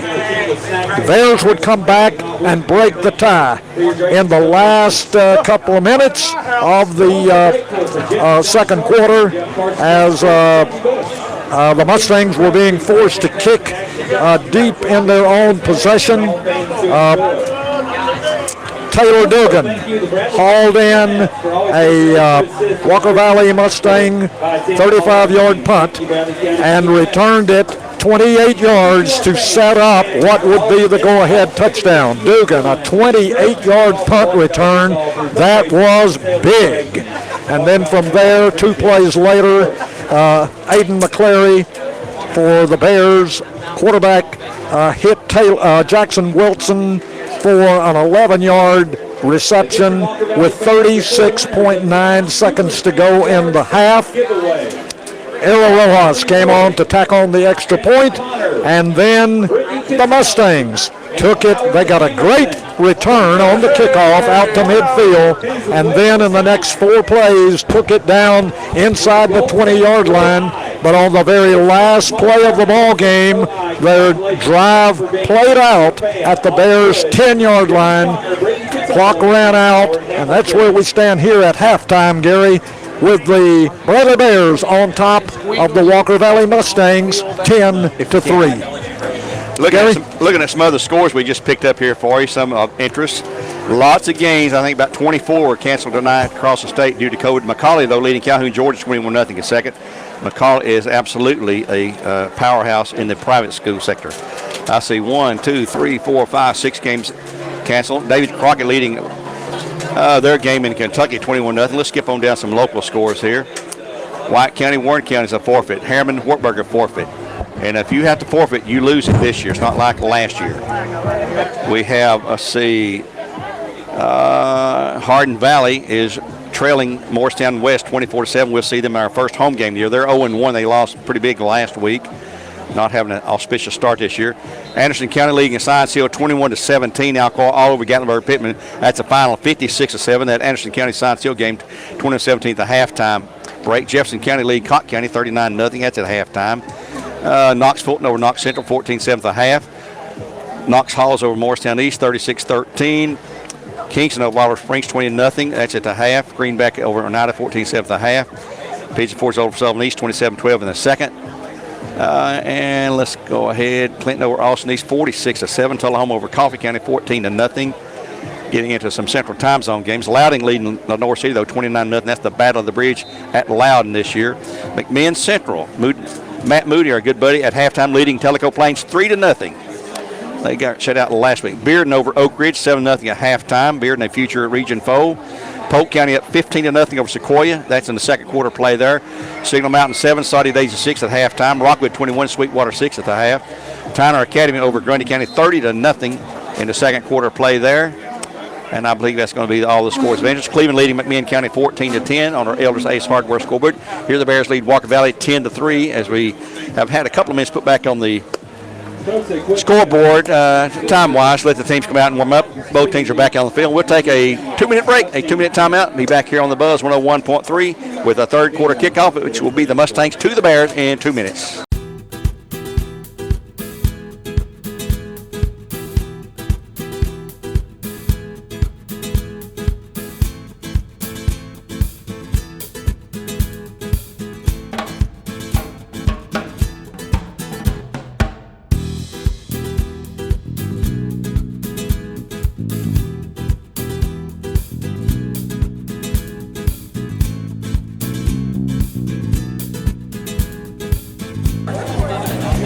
Back here at halftime as we wrap up our Southland Finance halftime show. The Bears up 10-3 here on the Buzz 101. Gwen, going to come to you down there. Yes, what's the temperature like? Is it cool off some since the sun's gone down? We're in the 70s now, and air's just not moving like it was initially. And unbearable, heat mixed with no air. It's just kind of stale. It's 77 degrees. Yeah, it feels humid, very humid too as well.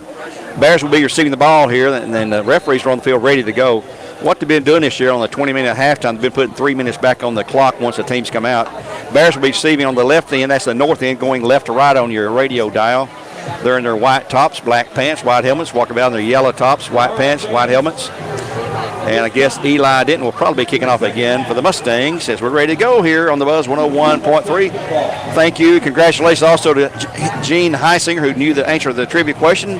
What's the series record between these two schools? 15-1. The Bears lead it, 15-1, 8 in 16 games. Gwen, now you can't win again for at least 30 days, so keep that in mind. We appreciate you listening and being part of the Bear Nation, though. Gene Heisinger. Back deep to the Bears, Marcus Goree, along with who we got back there, Gwen? Got Jackson Wilson and Jackson Wilson, Marcus Goree on this side. J. Allen Terry. Here's the kick to the freshman, J. Allen Terry. He's going to let it bounce and kick out of bounds, and the Bears will get it at the 35 or force him to re-kick it. So that's a league procedure. You have the option, I think. You can have them to re-kick it, or you can say give it to us on the 35. It went out down about the 12. They're making them re-kick. Okay, well, that's your option. They don't want the Bears speedsters to return it, and can't blame them for that. So here comes a re-kick. So the option for the Bears is we want to kick the ball again. Walker Valley already had their defense out there. We think we can return it for more yardage than that. Yep. So we'll see how that plays out here. Clock will not start till it's touched by receiving team player. They have to swap the balls out again. Bradley hardly had their ball out on the field in anticipation, but they'll back them up to the 35, so it gives them 5 yards further. They have to kick it. So the Bears say, I think we can, as Earl said, I think we can get a little deeper. A little further up the field. 10-3 coming out of the halftime break. The Bears up over the Mustangs. They had that drive, a long sustained drive. I think Earl said over 8 minutes in that second quarter. We only touched the ball, twice? Yeah. Twice, and we scored both times. Field goal in it. 3 times. 3, okay. Yeah. Here comes the approach again for the kick. And it's going to be a shot. It may kick again. out of bounds again. It's out of bounds again. Yeah. Saying go it again. Yeah, let's set them back again. Go ahead and pick that ball up and return it over there. Hey, I'm just watching Coach Floyd. If he wants me to go, I'll go. Take one for the team. I'm good for one play, guys. Gwen, I believe they've twice tried to kick it to Coach Floyd. Now, he'd like to run one. He would. I'd say he could. Loose. Here comes another 5-yard mark off back to the 30-yard line. I don't think they're going to kick it to the end zone now from the 30-yard line. Well, they're not going to go to the end zone. They don't want a squib kick. They want a long kick. But Braddock's got 3 guys back deep and a short man in case they decide to go short. Eli Denton again tees it up. The left-footed kicker. Here comes his 3rd kick of the half, and it is high. Boom kick. Into the middle, taking it to 16, the 20, the 25, to the 30, the 35. That's some running room. That's some running room, yeah. 25 to the 40, 35, 30-yard line. Yeah, baby. That's why you have re-kicking. Yes, that was 2 great calls by the coaching staff and Coach Floyd right there. Freshman. Coach Floyd. Jay Allen Terry, the freshman, on the carry there. 2 straight penalties, then the kick from their own 30, and Jay Allen takes it back all the way to the 30. That's exactly where they kicked it. I think he received it at the 19, 53-yard Joe return. Cannon says. And Joe should know he's on top of things. Bears have it 1st and 10 now in Mustang territory. A great start. That sounds like a good column. Joe should know. Joe should know, yeah. That'd be a good, that's what Joe's column needs to be. Joe should know. He's got Cannon's corner, I think, or something. Yeah. Anyway, here come the Bears with Jackson Wilson McClary. Quick snap, handoff to Wilson. He'll hit the middle. He's going to have 5. He's got 10.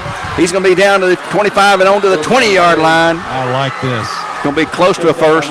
And I believe he's got the 1st and 10 for the Bears in Cleveland Ford, I believe. Nope, he's going to be short. Yeah, it's just outside the 20. Spencer Jackson hurt. Yep.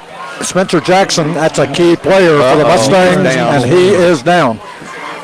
And they hip him He up. is hobbling off. He's walking off on his own power, but there's something wrong with that ankle or lower part of the leg. Clock is stopped at 11:33 with the injury, but did someone call a timeout? Yeah, timeout injury. They Well, he's stopped off the clock. They shouldn't stop it. He's off the field now. Here comes the team. No timeout call. They just stopped the clock to now they crank the clock. Clock is running. Bradley Concrete clock is at 21 seconds. Bears up 10-3. It'll be 2nd down and very short. They may go to the end zone here. Let's see if they go over the top. Sophomore Jackson Wilson in the backfield. They got to mix up in the backfield, but he'll have the 1st down inside the 20 down to about the 17 or so. It'll be a 1st and 10 for the Bears in Cleveland Ford. Got it to the 18, is that right, Gary? Yeah. 3-yard gain 3 for yards. 1st down. Yeah, Gorey looked like he was wanting that ball coming across. I thought they was going to try to hand it to him. Looked like we almost collided there. They did. He thought they were handing it to him. Maybe an option that Aiden had. 1st and 10 for the Bears. They would love to take this in to get a 2-touchdown lead here early in the 3rd quarter. Aiden looks to the sidelines, a senior quarter. He's a sharp guy. He's a great baseball player as well. Now they'll shift Jackson to the left side. He'll take the handoff. He's going to have 5. He's going to break. He's going to go. Touchdown! Bradley Central. And up, baby, number 2. Jackson Wilson with another touchdown at 10:34 to go. 16-3, the Bears with the PAT attempt coming up. He has just got a different kind of balance. He does. Yep, he was hit. He kept his balance, and you could tell by the 10-yard line on in, he was going to take it. He is all teeth on the sideline. Well, he sat out almost 8 games last year. Yeah. Had 8 touchdowns in 2.5 games and missed most of the rest of the season. The kick is up by, is that Rojas? That's Rojas on the kick. Yeah, Rojas with the kick, and it's good. Time out on the field after a Tennessee Valley Raleigh touchdown, 17-3 the Bears at 10:34 to go in the 3rd. We'll be back in 1/2 minute, 30 seconds with the kickoff.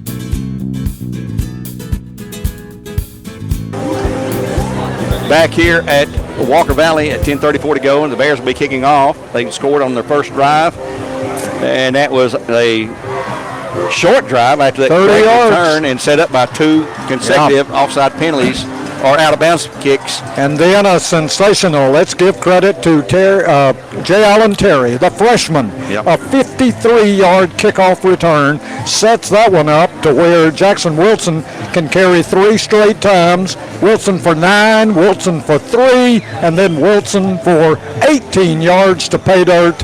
And Era Rojas tacks on the extra point. Bears have a little bit of breathing room now. Don't relax.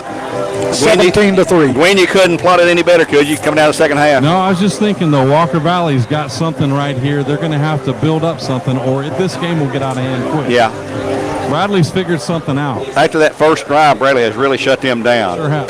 And I think the defensive line and the linebackers have really been the big key because they have put pressure on Lay after that first drive all night long. That's the key. Yep. And right now, Rojas preparing to kick off. He just had the PAT. It's Haney kicking. No, it's Haney kicking. Haney. And that little pooch kick's going to go to the 31, 35, and to the 42. So they're going to stop that long return, give them 10 yards or so to the 42, where they'll take over first and 10 with the Bears up 17-3 now here on the Buzz. 101.3. Back on the air next week, 6 o'clock pregame from Cleveland High School, Raider Field. A region game, the first of the year in Region 2-6A for the Bears and the Raiders, who were leading 17-10 at the, or 14-10 wasn't there. Joe, what was their score at halftime? 17-10, 14-10, Cleveland. Joe, what was the halftime score? Cleveland. Cleveland. 14-10 half, Cleveland over McMinn. They were trailing actually in the second quarter. Here come the Mustangs now, looking to the sidelines at 10:29 to go in the third quarter. Bears up by 14. And I'm not sure what the holdup is now. We're ready. Play clock's at 3, 2, 1. They're not going to get it off. No, that's a delay of game. Another penalty. That's 3 straight penalties on the Mustangs here, and they've not snapped the ball yet. The Mustangs were completely oblivious. They did not know that the clock was running, the play clock. They were looking to coach to change the play. And there's no coach jumping up and down, so I'm not sure they were aware. No. It was down inside of 5 seconds, Gary, before they were ready. First and 15 for the Mustangs now back at their 37 after the 5-yard penalty. That's 3 this half. Lay's handoff to Spencer. No, that's not Spencer, I don't believe. Yeah, it's Jackson. He's up to the 40. Spencer Jackson. Looks like he's got about he's slow getting up again. 3-yard gain. Really I think he's still down. It's a cramp of some type, maybe. Give the guy credit. He was hurt earlier, and he's trying. Yeah. They will stop the play for an injury timeout. That's the official. He's going to hop up. I don't think he's cramping. No, it's probably left over from that ankle injury. Yeah, he's limping a little bit. Right. He's walking off again. He was hurt in the preseason. Give him credit for trying, though, folks. That's he's a gutsy athlete. Yeah. Spencer Jackson. He gains 3 yards back. Going to be second down and 12 to go for the Mustangs at their 42. Clock running at 10-11 to go. They'll crank the clock. Bradley's still on the sidelines. Now they're going to run back out. Our Bradley Concrete Lamcom play clock is down to 15. Mustangs again looking at the sideline, trying to get a play signal in. Play clock's down to 10. I'm not play sure clock is down to 7. Boy, they're taking. Finally to the line of scrimmage. It's at 3, 2, and they barely get it off. Here's a handoff to the new running back, and he'll be getting yardage, 5, 10 yards. Fumble on the play. Who's got it? There's a dog pile. It's Walker. Big pile up there. Mustang says they still have it. As they uncover Looked like Tucker Owenby on the handoff. Tucker Owenby on the handoff. Number 11. And number 3 on the recovery. Tucker Owenby. You're right, Gwen. Judah Green, I think. Judah Green, number 3 on the recovery. He's going to have a 1st and 10. Right at the yard stick. It's a 1st and 10 at the 48-yard line in Bear territory now. So Spencer Jackson on the sidelines. Let's see if we can see where he's at. There he is down here. He's got a cramp. See the way he's stretching out down there? Right there at the bench. Looks like it appears to be. Here come the Mustangs, 1st and 10, trailing at 17-3 now in the third. Lay back, calls his own number. He's going to be hit and stood up right at the line of scrimmage, and he is going to be stopped dead in his tracks after maybe a half-yard gain. Maybe. Not even that much. Second down and 10 to go. Looked like Knox Watson in the middle of that. Watson, you've called his name a lot tonight, Gwen. Gonna give him about a yard, Gary. About a yard. Second down and right at 9.5 to go. Clock's at 8:34 and running. The Bears up 17-3. Another long time to get the play in from the sideline. I know you don't like the huddle, but this makes me nervous watching teams get these plays in like this. And they're set to go now. Lay claps his hands. That's the signal. Snap it. He's back. Passing out in the flat. It's going to be complete. He's going to have 5. He's going to have 6, 7 yards. Charter knocked out of bounds. It's going to be third down at the 41. And he's got to get down after about a 6-yard gain, I guess. Good play by Mason Gorey holding him up there. Mason, the freshman there. He's 3rd and 4. 3rd and 4 after a 6-yard gain. And they're in 2-down territory, no doubt, trailing by 14. They've got to go for it with 8:12 to go. 8:13, actually, clock stop, out of bounds play. Lay again from the sidelines. I'm not sure who their OC is. Signal plays in. Same formation once again. He's back. Pass out in the flat. It's going to be a quick hit to Charter for the first down. And down to the 35. So a gain of about 7. That'll be a Charleston McDonald's Mustang first. It'll be 1st and 10 for the Mustangs at the Bear 35. Marcus Gorey again on the tackle for the Bears. Sophomore. Young. Good play. They had a blocker out there, but did get the first down. Gorey's a D1 prospect. I think we've ever had one at Bradley. He's just a sophomore, and he is already opening some eyes. Mustangs in that same formation. Snap to Lay. He's going to call his own number again and run forward. He'll have yardage, 5, 6, 7, 8 yards. Can't get the big guy down. He's down across the about 7 to the 30 to the 28, maybe 7 or so. Gain of 8 there. Don Jones got his hands on him first. Don Jones for the Bears. Gain They're of gonna 7. give him 6. Move it back to the 2nd and 3 to go for the Bears. For the Mustangs back on the 29. They've got to get to the close to 4. They've got to get 4 yards. Mustangs quickly. Snap. Lay calls it on number again with Spencer Jackson out of there, and he's going to lose yardage. Wow, almost lost the ball. Yes, he did almost lose it. That impacts him with Spencer Jackson on the sidelines. Yeah, it does. It limits him. Now you've got Lay rolling out from the quarterback position or short passes. Lost a yard back to the 25. Tackle there. Who was that? Judah Green. Judah Green. Where's the ball? Right at the 30? Yep. It's third down and a good 6 to go. I'm sorry, third and 4, nearly 5. Looking at it from the wrong direction. Play. Set. Play clock's at 3, 2. He'll keep his number, count his number again, and he will be stopped shy of the first down. Short of the first. They have exclusively gone to him on this drive. It's going to be 4th down and about a yard. That was Landon Price on the tackle. Wrapped him up nice. Landon Price, open field tackle there, 1-on-1, 4th and 1. They've got to go for it here. Bear defense going to bear their fangs here, see if they can stop them. Clock's at 6:01 to go here in the third quarter. 17-3 Bears. Don't give the score off enough. My wife complains that I don't. Empty backfield now. Lay keeps it again. He will be getting the first down. He's got barely across. He's across to the line. 24. Give him 1 yard on the play. First and 10 to the Mustangs. Bear 24. And I'm trying to see where Spencer might be. I don't see him right now. He's there somewhere. Probably trying to beg his coach to put him back in. Yeah. So with 5.5 to go now in the third, Mustangs have that first down to Bear 24. Bears up 17-3. Looking to the sidelines, another play going to be signaled in. The running back in there with him now, and he'll hand it to the running back. And in the middle, he's got 5-10 yards down to the 20 to the 15, on to about the 11-yard line. Eli Denton. Eli Denton on the carry. Be a Mustang first and 10. Watson on the tackle. At the 12. That would have been a TD. At the 12, I believe. Yep. Quick snap, hand off to Denton again in the middle, and he'll be clogged up, but he's going to plunge forward for. Ball's out. Ball's out. The Bears have it, I believe. Let's see. Bradley says it's our ball. The official says it's Bradley ball. All right, baby. All right. A fumble has been recovered by the Bears. Well, what are they doing now? They're saying it was the Bears. The official signal on Bradley ball. Now the official going to huddle up, and we'll see. Ball started at the 12. Ball came out. Here comes a call from the man in the white hat. Yeah, they're giving it to the Bradley Bears. Bears quickly indicated it was theirs. Still talking. Here comes the Here call. comes the official call. We'll call the ref. Let's see. He's going to come talk to Drew Akins. I'll tell you what, I don't understand that. if this is not Bradley Ball, they're going to have to talk to Damon Floyd, I can tell you. There's no flag on the floor.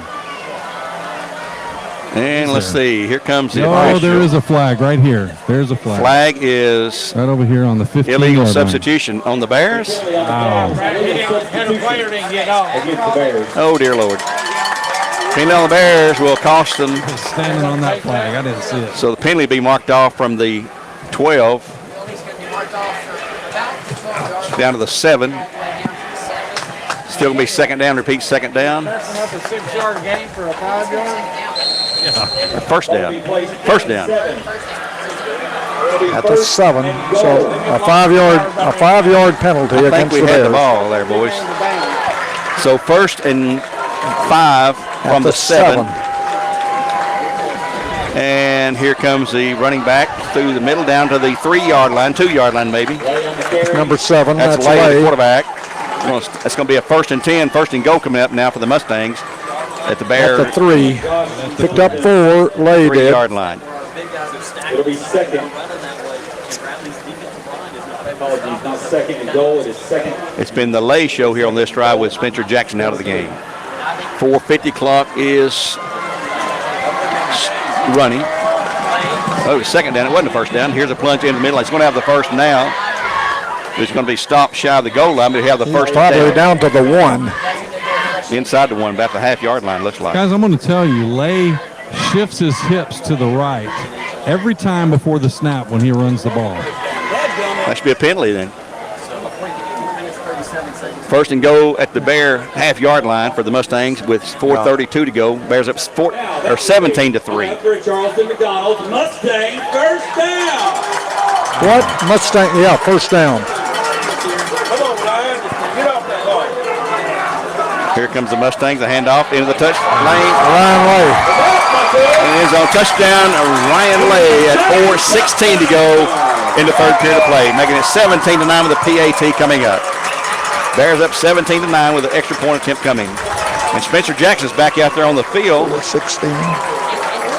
So he is not hurt too bad. He's going to line up in protection on the line for the PAT attempt. Lay to hold, Wilson to attempt. Late snap. Here, Eli Wilson will attempt it. The snap, that place kick is up. It looks good from here. And it's good. Timeout on the field at 4:16 in the third. 17-10, the Bears over the Mustangs. Back in 30 seconds with a Mustang kickoff.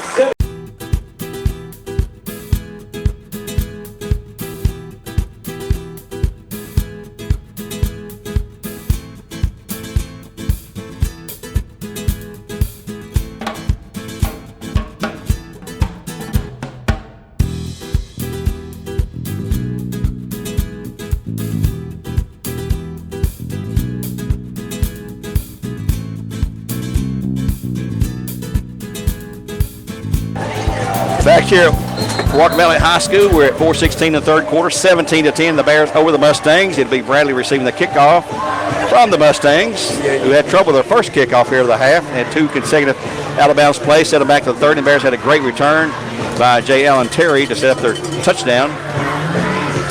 Pushed the lead at that point to 14 points, but right now it is at 7. Back deep again, the same threesome for the Bears. J. Allen Terry, Jackson Wilson, and Marcus Corey. Looks like deep for the Bears back inside or near the 10-yard line. And Eli Wilson do the kickoff chores again. He's a sophomore. Lake Forest player when he was down there. Left-footed kicker.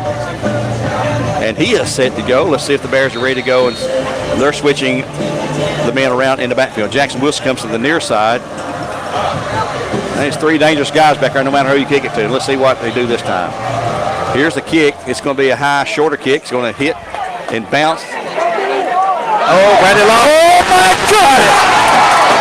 Walker Valley has it. Bradley did not throw the kickoff, and Guacamela has it at the Bear 24-yard line, looks like. Yep, they forgot something. They left little bitty pigskin rolling around loose. Two Bradley deep men said, I got it, no, you take it, and that indecision cost them as three Mustangs were right around the football, Gary. Looks like Charta's down. He's got cramps. I believe that's 28, Charta.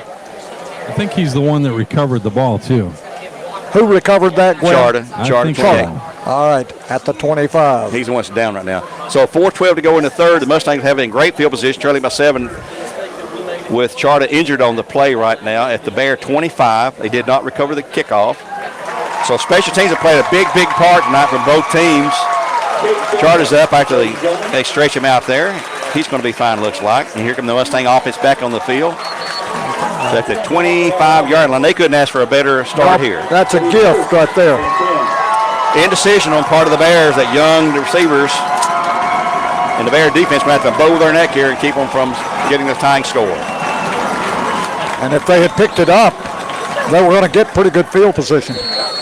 Two Bears had an opportunity to pick it up. Neither one. They thought the other might take it. Lay with a handoff. Inside man. Oh, he nearly dropped it again down the 20-yard line. A 5-yard gain. Spencer Jackson back in our running again. Yep. That's Jackson. Looks like a Bear is getting up slow. Spencer Jackson for 5. And for the Bears, it's going to be Blake Johnson getting up slow. Gain of 5, second down and 5. Spencer Jackson is back in the game. Clock's at 3:41 and running. Bears up 17-10, and here's a time going to be called for an injured Bear. Looks like Blake Johnson is back down. He's been playing the nose guard and defensive line position tonight, so we'll have a timeout here, and we'll take a timeout for Taziki's. Back in 1 minute at 3:37 to go, 17-10. The Bears leading the Mustangs back in 1 minute here on the Buzz, 101.3.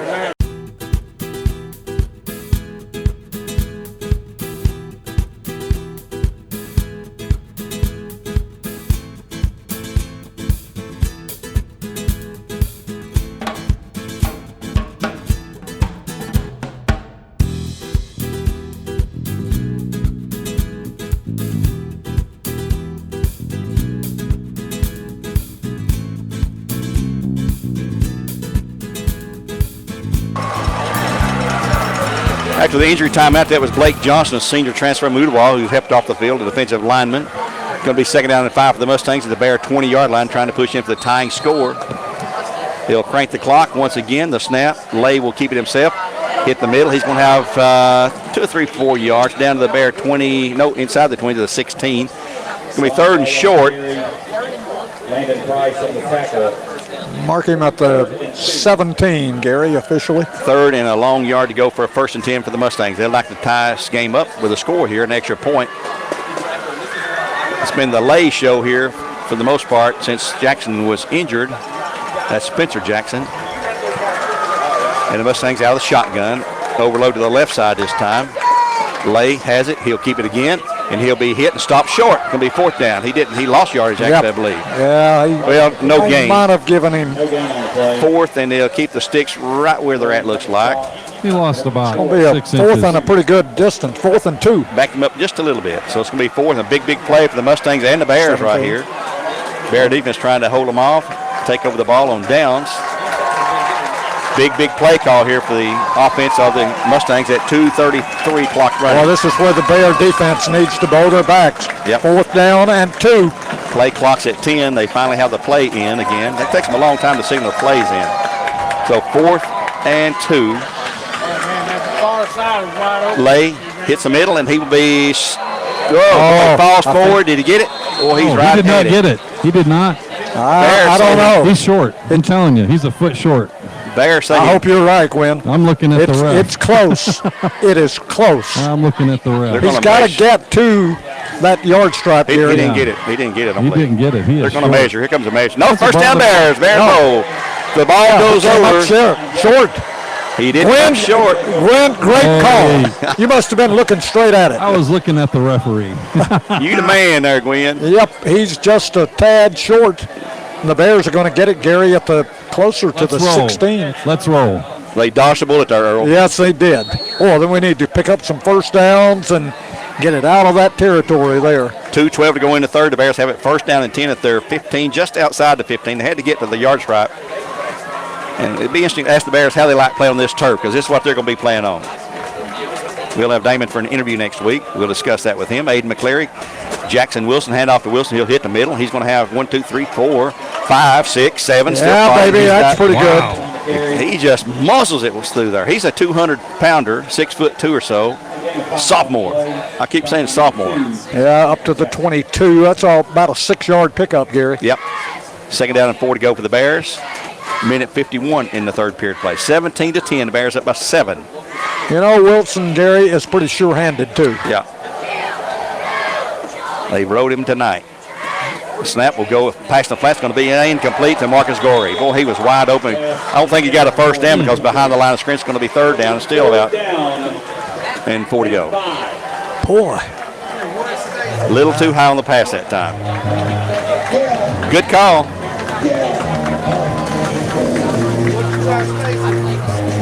What do you do here? Come back to Wilson? Third and they 5? passed to him in the flat.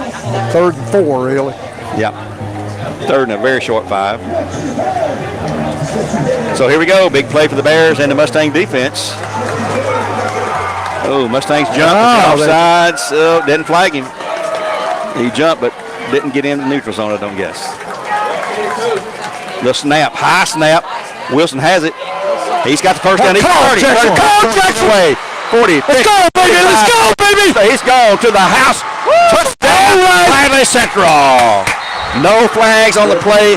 79 yards for Jackson Wilson, the sophomore. Minute 23 to go, and Wilson, a back-breaking run. So the Bears dodge a bullet, and then they fire one themselves. Yep. And he found some running room, and once he got to the right sideline, and this home sideline, he didn't have a man that could catch him from the last 60 yards. He is fast.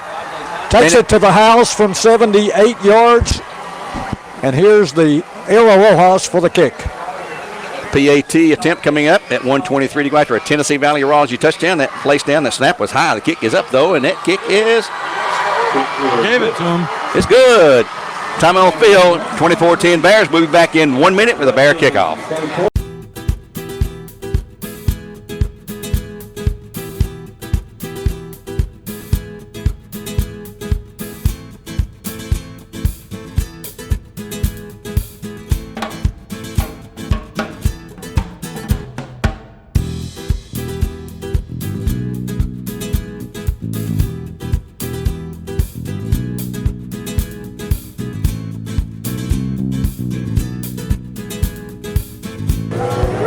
So we went back here at Walker Valley High School, where the Bears lead it now 24-10 after a 78 yard, whatever it was, run off the sophomore Jackson Wilson, Rojas PAT. 2 plays, right, Earl? Is that what it was? 2 plays, and let me tell you this while it's on my mind. We've bragged on Taylor Dugan on the multiplicity of things that he does, but he has really, really helped our center 2 or 3 times already this year on high snaps. Taylor goes up, brings it down, and still does not interfere with the kicker. Talk about it. Oh, yeah. On the holding position. Okay. Yeah, I got you. There have been some kicks that have been made, but on high snaps. And Taylor just simply leaves his knee and goes up and puts it back down in time. Here's the kickoff going way back down, this time to the 10, to the 15, to the 20, to the 25, and brought down at best defense we've had of the return to the 32-yard line with the Mustangs, 33, let's call it. And there's another Mustang down. And I think the heat is getting to some of the players. That's going to be Charta, it looks like, again. Is that Charta? I believe he was on the return there. Yeah, he was. He's back up. Probably another cramp. That is Charta. That's a cramp, it looks like, the way he's walking. Oh, yeah. It's like Chester on Gunsmoke. Oh, yeah, that's a good one.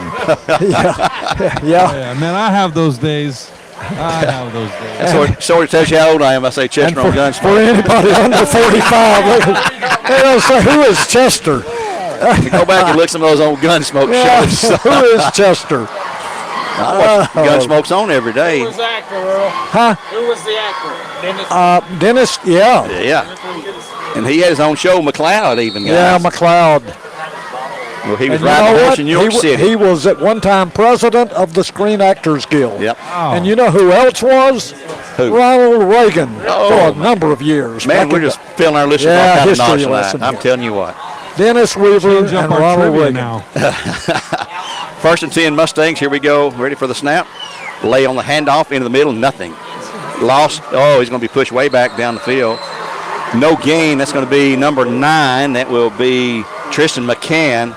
So, and here's another Mustang down. So with Charta hurt, Spencer Jackson hurt, and another Mustang. That's a big lineman there. That's not a running back. That's a big lineman. He's down. I think you're right, Gary. The heat, I think, is finally taking its toll. Yep. Guys, I got to tell you on that play, Nadavian Richards just plugged a hole. He's a big old boy. Oh, Yes, my he goodness. is.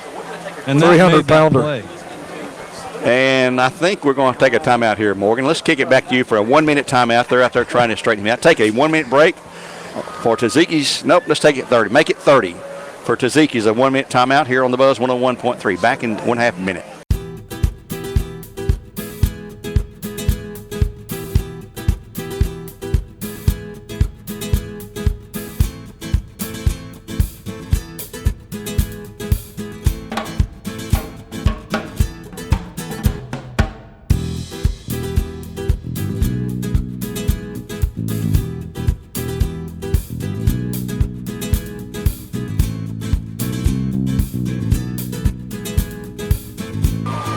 Walkabout on 2nd down and 12 to go. The snap is low to lay back. Quick pass out in the flat's going to be complete for 1st and 10. That's going to be number 4, Aiden Gibson on the catch. That will be a 1st down, a quick hitter.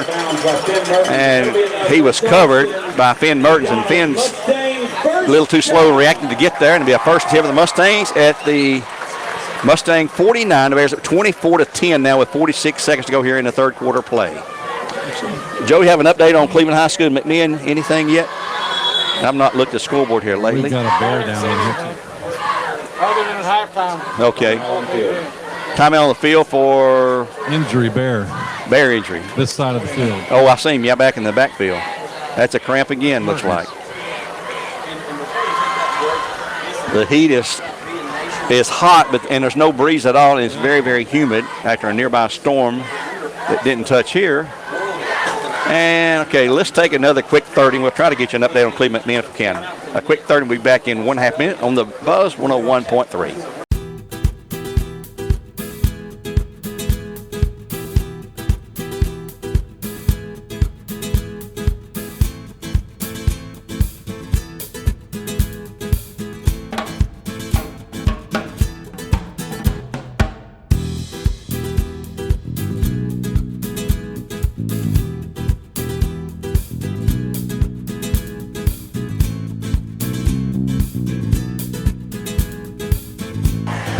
46.3 to go, 24-10. Bears leading the Mustangs. They'll have it 1st and 10 at their 49.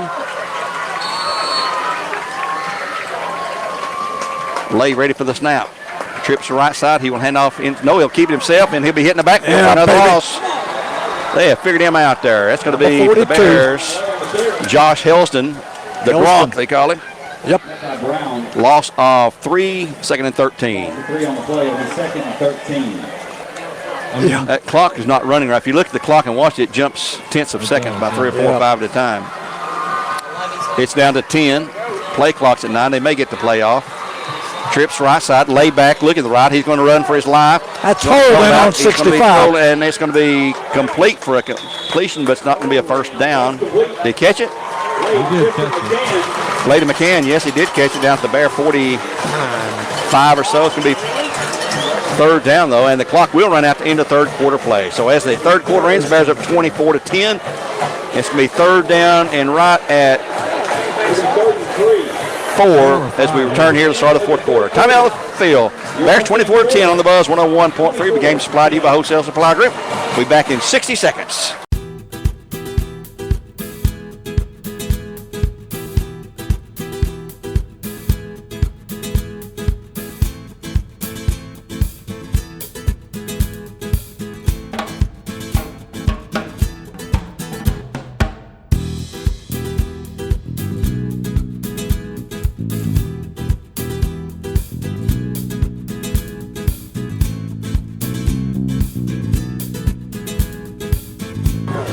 back here at Walker Valley High School as we get ready for the fourth period of play here on the Buzz 101.3. The Bears up 24-10. The Mustangs with a nice pass completion, but they're still short. Third down and 3 to go looks like at the Bear 44 when play starts here in the fourth quarter.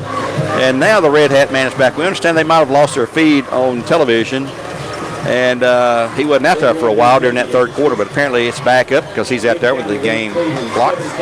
McMinn County up 17-14 over Cleveland on our Eldest Ace Hardware scoreboard. Here the Bears lead 24-10 in this game here. So you know, Gary, I'm going to admit I thought that Cleveland would win at McMinn, but hey, it's been a struggle for the Raiders all night, and McMinn currently on top by 3. And we understand Tito Boyd got hurt in the first quarter and been out. So if Tito's not there, things may shift in a hurry. That's sort of like Spencer Jackson being out here for Walker Valley. Yeah. So here we go. Ready to go here in the fourth quarter play finally.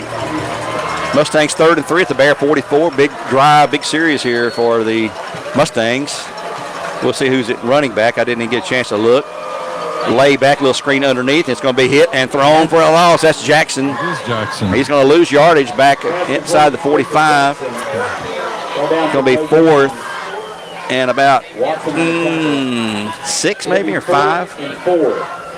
4th and 4. Give him to the 45. He got to the 45. 4th and 4. Big play here now for the Mustangs. Really big, Andy. 11:34 to go. 34.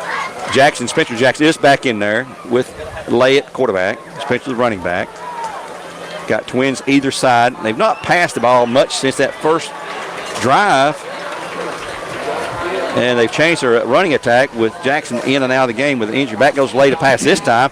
They're going to be after him. They got it way back down the field. The Bears take over at the 39-yard line after a loss. 6 and 2. 11 and 16-yard loss. That was Knox, Watson, and Rodney Williams. A loss of 16 on the play. The Bears take over 1st and 10 at the Mustang 39, and they can put a huge nail in the coffin if they can score on this drive. Up 24-10 at this point. So how much loss was that? 16 yards, what I have. 16 yards. From the 45. All the way back to the 39. Yes, You're 16 exactly yards. right. 16 yards. 16 yards. So the Bears come out with Jackson Wilson. Had a stellar night. Earl Witt picking a play of the game as well, following the completion of the game here. 39. Bears staying in that shotgun spread, left side doubles. Aiden McCleary looks to the sideline, switches Jackson Wilson to the right side, and there's going to be a timeout call by the Bears. Yep. They seen that was botched up in the get-go. And the Bears will take a timeout. They'll be their first of the half. At 11:09 to go for Tzatziki's. We'll take one with them as well. A 1-minute break on the Buzz 101.3. We'll return with the Bears up 24-10 in just 60 seconds.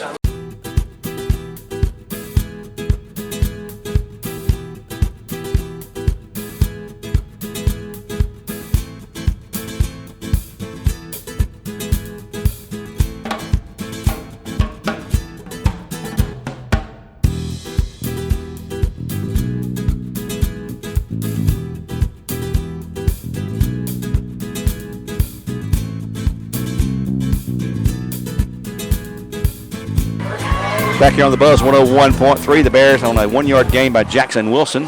Second down and 9 at the Mustang 39. Same exact motion, handoff.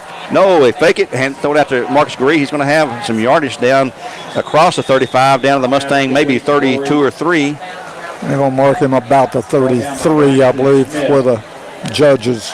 Marcus is going to be one of those go-to guys, but I'm just telling you, it's plain as a nose on your face. About the 34. 34. Gain of 5 on the play, third down and right at 5 to go for a first down at the 34-yard line for the Bears. Just 2-down territory with the Bears with a 14-point lead and 10-23. Why is the clock stopped? He was out of bounds. Oh, he went out? Okay. Good reason. That's why we have you down there, Gwen. Keep it straight here. That's my job. Hand off to Jackson Wilson. He'll plunge through. He's going to have 1-2 yards down to the 32 or so. And there's a flag. And that'll probably be holding. There's a flag on the play. And why is that way in the backfield? That can't be holding, Gary. Well, that probably is, though, depending on where the referee. The play was 10 yards in front. Holding on the Bears. Yeah. He called a hole from behind the backfield. Well, the back judge, one of the calls, the guy behind our quarterback. Mark it off 10 from the point of the flag. But my point is, nobody was there. Back to the 48-yard line where the Bears will repeat third down. So it'll be third, though, and about 18 or 19. They've got to get down to the 29. They're at the 48, so that's 19. Third and 19 with 10:14 to go. That's good math, Gary. Hey, that's my Bradley math. Clock will start on the snap. Aiden back to pass, looking, throwing down the middle. Pass going to be incomplete. It's going to be fourth down. Had a couple receivers in the general vicinity. Kind of bounced off the defender. Did it? Looking, but it bounced off of him and just deflected. Clock stopped at 10:04, and the Bears will punt it away. First punt of the night, I believe, Earl. First punt of the night for the Bears. Jackson Wilson, typical of punter. Let's see if he's back. Is that 22? I believe it's 22. Sophomore Wilson. I saw him punt in middle school. Spencer Jackson, who has been in and out of the game, he's back at the inside his 20. Need a good snap here, and there's a high snap over his head. He's going to go back and chase it down, and he's going to fall on it. He's going to get up and run with it. Now he's going to get free. Now he loses it again, and the Bears recover, but it'll be Mustang football. Either way, that would have been theirs right there. Jackson recovered the high snap. But the Mustangs will come out with good field position at the Bear 43, looks like. So on the Bear 43-yard line. We've not had any fumbles tonight. Yeah, we've had one. Charlie got one. Oh, that's right. The Bears did. The Bears recovered it, but it was their ball. First and 10 to go for the Mustangs at the Bear 43. Bears up 24-10 with 9:56 now in the game. Again, the Bear defense can be called on to try to stop the Mustangs. Jackson is staying in the game. Is he? Well, can't wear him out. Here's a handoff to the man in the middle. He will go forward for a yard or two, and he's stuffed. Tackled by the center of the line. Spencer Jackson on the carry to the 43. Give him a yard, maybe to the 42. Actually, less than a yard, if anything. Second down and long at 9:35 in the fourth quarter play. You're listening to Live Coach on the Buzz 101.3. Next week, again, a 7:30 kickoff from Cleveland High School, unless it's changed. I think it's 7:30. 6 o'clock pregame show with our pre-recorded coaches interview, scoreboard, player interview, and all the good stuff you learn.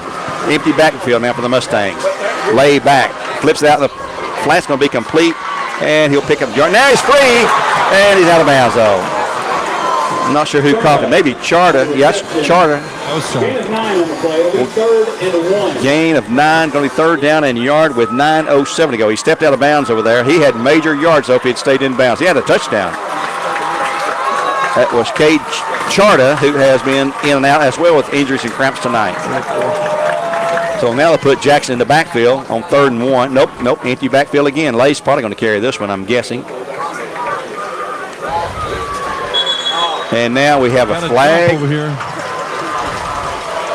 I believe a flag on the Mustangs. Yep, 5-yard mark off coming up against the Mustangs. So, procedure. 3rd and short now becomes 3rd and 6. So that puts a whole different spin on the play. Guys, I'm telling you, if you'll watch Lay's hips, he'll tell you if he's going to run. Okay. It's weird. He pulls his right hip back. Try to keep an eye on him. 3rd down, and it looks like about 7 to go, actually. Clock running or stopped at 9:07 after the penalty. Bears up 24-10. Cleveland trailing at McMinn 17-14. That's in the fourth quarter of their game. So now they'll split out again, empty backfield for the Mustangs. And now time's going to be called for the Mustangs. They are totally confused right now. They're going to take a timeout for Tzatziki's, and that'll be their first of the second half, and we'll take one as well here on the Buzz with 9:07 in the game. Back in 60 seconds with more live coverage.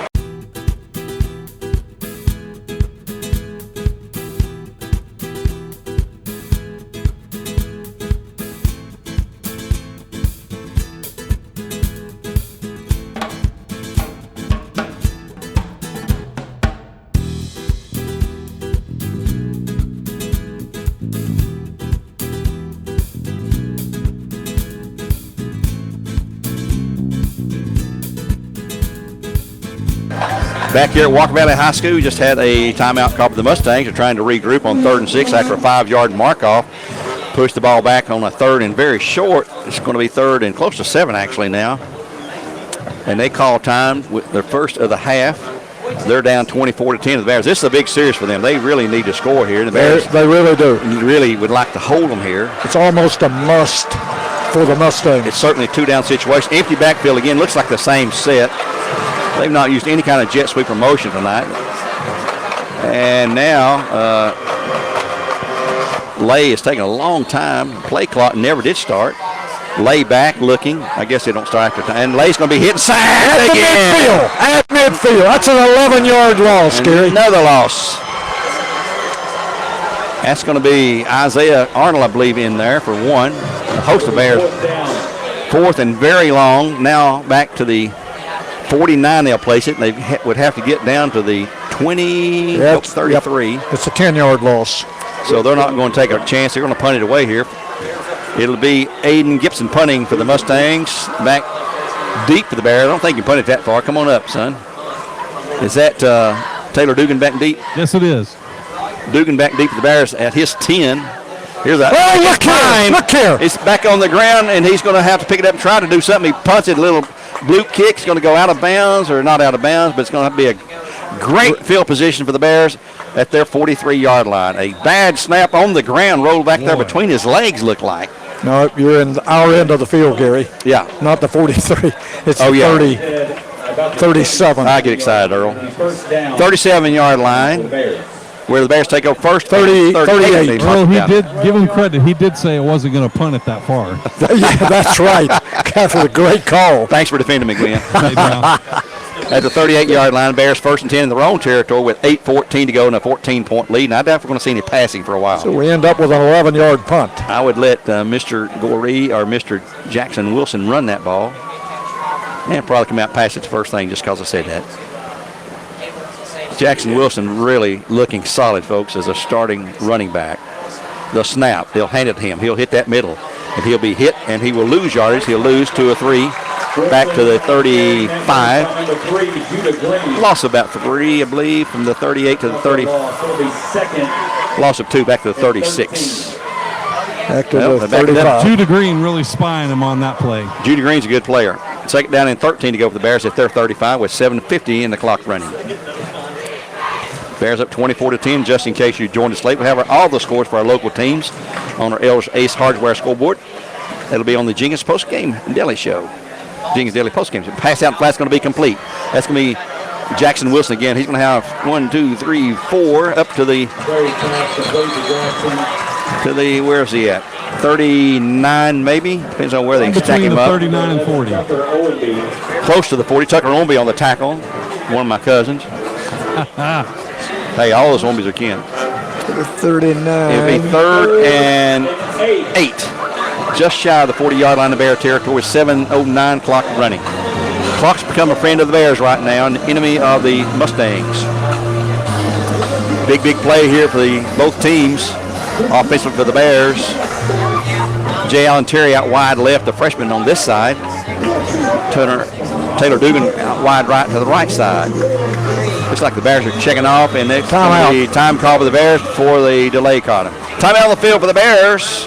Timeout. Bears will call time with 6:46 to go. Their 2nd of the half, and we'll take one with them here. A Taziki timeout on the Buzz 101.3, and we'll return in 60 seconds with more live coverage.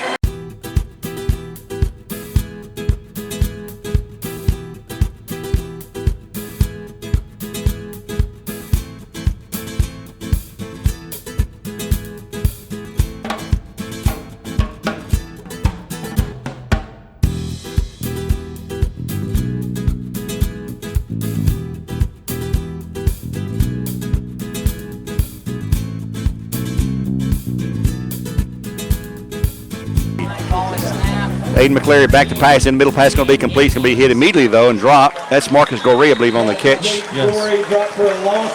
He's going to be 4th after a loss of a couple of yards. 4th and 10. 4th and 10 for the Bears. And they'll punt it away as the punt team comes to the field with 6:27 to go now in the 4th period. Bears up 24-10. Jackson Wilson He probably pops popcorn and sells programs. Jackson Deep for the Mustangs. Playing both ways tonight in defensive backfield at running back, receiver, punter, kick returner. Claims to be pretty fair at playing Madden. He played basketball in middle school. Let's see if he gets a good snap this time. Here's the snap. It's perfect. Here's his kick. They go for the rush. Nice punt. Going to hit and bounce. Take a Bradley roll down to the 30, the 25, down to the 20-yard line from the Bear 38. 39. 30, 42-yard line. 42-yard punt, I believe, Earl. From the Bear 38. To the 20, all right? To the 20, yep. So Walker has it first 10th or 20-yard line with 5:49 in the game. Bears up 24-10 after a 42-yard punt with no return by Jackson Wilson. So it's do or die time for the Mustangs right now. 21-17. 5:45 to go. Cleveland up 21-17 on our Elders Ace Hardware scoreboard. How much time, Joe? 5:45 to go. They're up 21-17 at McMinn County against the Cherokees. In a non-region game, we'll be at Cleveland next week for a region game, our first of the year, Region 2 6A. And the Mustangs are out and ready to go. Spencer Jackson in the backfield with Ryan Lay. Ryan Lay's had a good game tonight for the Mustangs. The snap. Ryan Lay back looking out in the throwing long over the top. Pass down the field. It's going to be incomplete. And it'll be second down and 10. Good coach by Goree. Marcus Goree. Cade Charta, the intended receiver, second and 10. And that was a deep one there. They've been throwing a lot of shorter passes. Hey, it's time to air it out now, and we're going to see a lot more of those, Gary. We were getting beat on those plays last week, though. We were stride for stride with him there. In his shorts, as they say. The clock stopped at 5:43. Second down 10 for the Mustangs. They've got to make something happen here if they're going to stay in this game. They're down 24-10. They have 2 timeouts left. The Bears have one. Leg on the left side this time. Pass incomplete. That was underthrown. It's going to be third and 10. Pass incomplete intended for Aiden Gibson. It'll be third and 10. Gwen, our defense has played really, really well tonight. Yeah, he just doesn't have very much time to throw the ball. No. He's got to choose his play and go with it right away. Our line is just eating their line alive tonight. We're only running 4 on the line. Yep. There's a 5th And right here- there, but he's holding. They've got to make it happen right here, or even down, they're going to have to punt the ball away. Well, I don't know. They're deep in their own territory, Gary. And back goes Label. He is rushed, overthrows. It's 4th and 10. No chance that time. He was about to get sacked again. Intended once again for Gibson, incomplete. I don't see how you go for it here with 5.5 minutes to go in the game. Well, nope, they're going to punt it away. Yeah. No riverboat. Bill Price would not punt it. Oh, I agree with that. Bill Price, it's no debating. Had a step on Mason Gorey right there, but it just wasn't a good throw. Yeah. The last 2 passes, he didn't have time to get What set. you have to think is, hey, let's punt it and let's play good defense and get the ball right back. I mean, you can't let Bradley get on a long, sustained drive, but that's what you've got to think. High snap, pull down. Nice kick. Fair catch call for the Bears at their 42. Tanner Dugan makes that catch, and the Bears will take over first and 10 at the 42 with 5:22 in the game now. And the Bears up 24-10. I'll mark him at the 43. 43 to give him a step there. Yep. First and 10. So 37-yard punt. Bears like to grind it out here, kill the clock, possibly get another score. We got it under control right now. Yeah, we need first downs. Well, we need. Going for their 16th win in 17 tries against the Mustangs. Been a great game tonight, great crowd. A lot of money made by Mike Turner in the athletic department. Yep, this has been a tremendous crowd. Standing room only. Concession stands done well tonight. So there's a win. Yeah. Yeah. Band Maybe was for good. you. Hey, we'll try to talk to Damon after the game if you can corral him down there. If you don't mind, Gwen.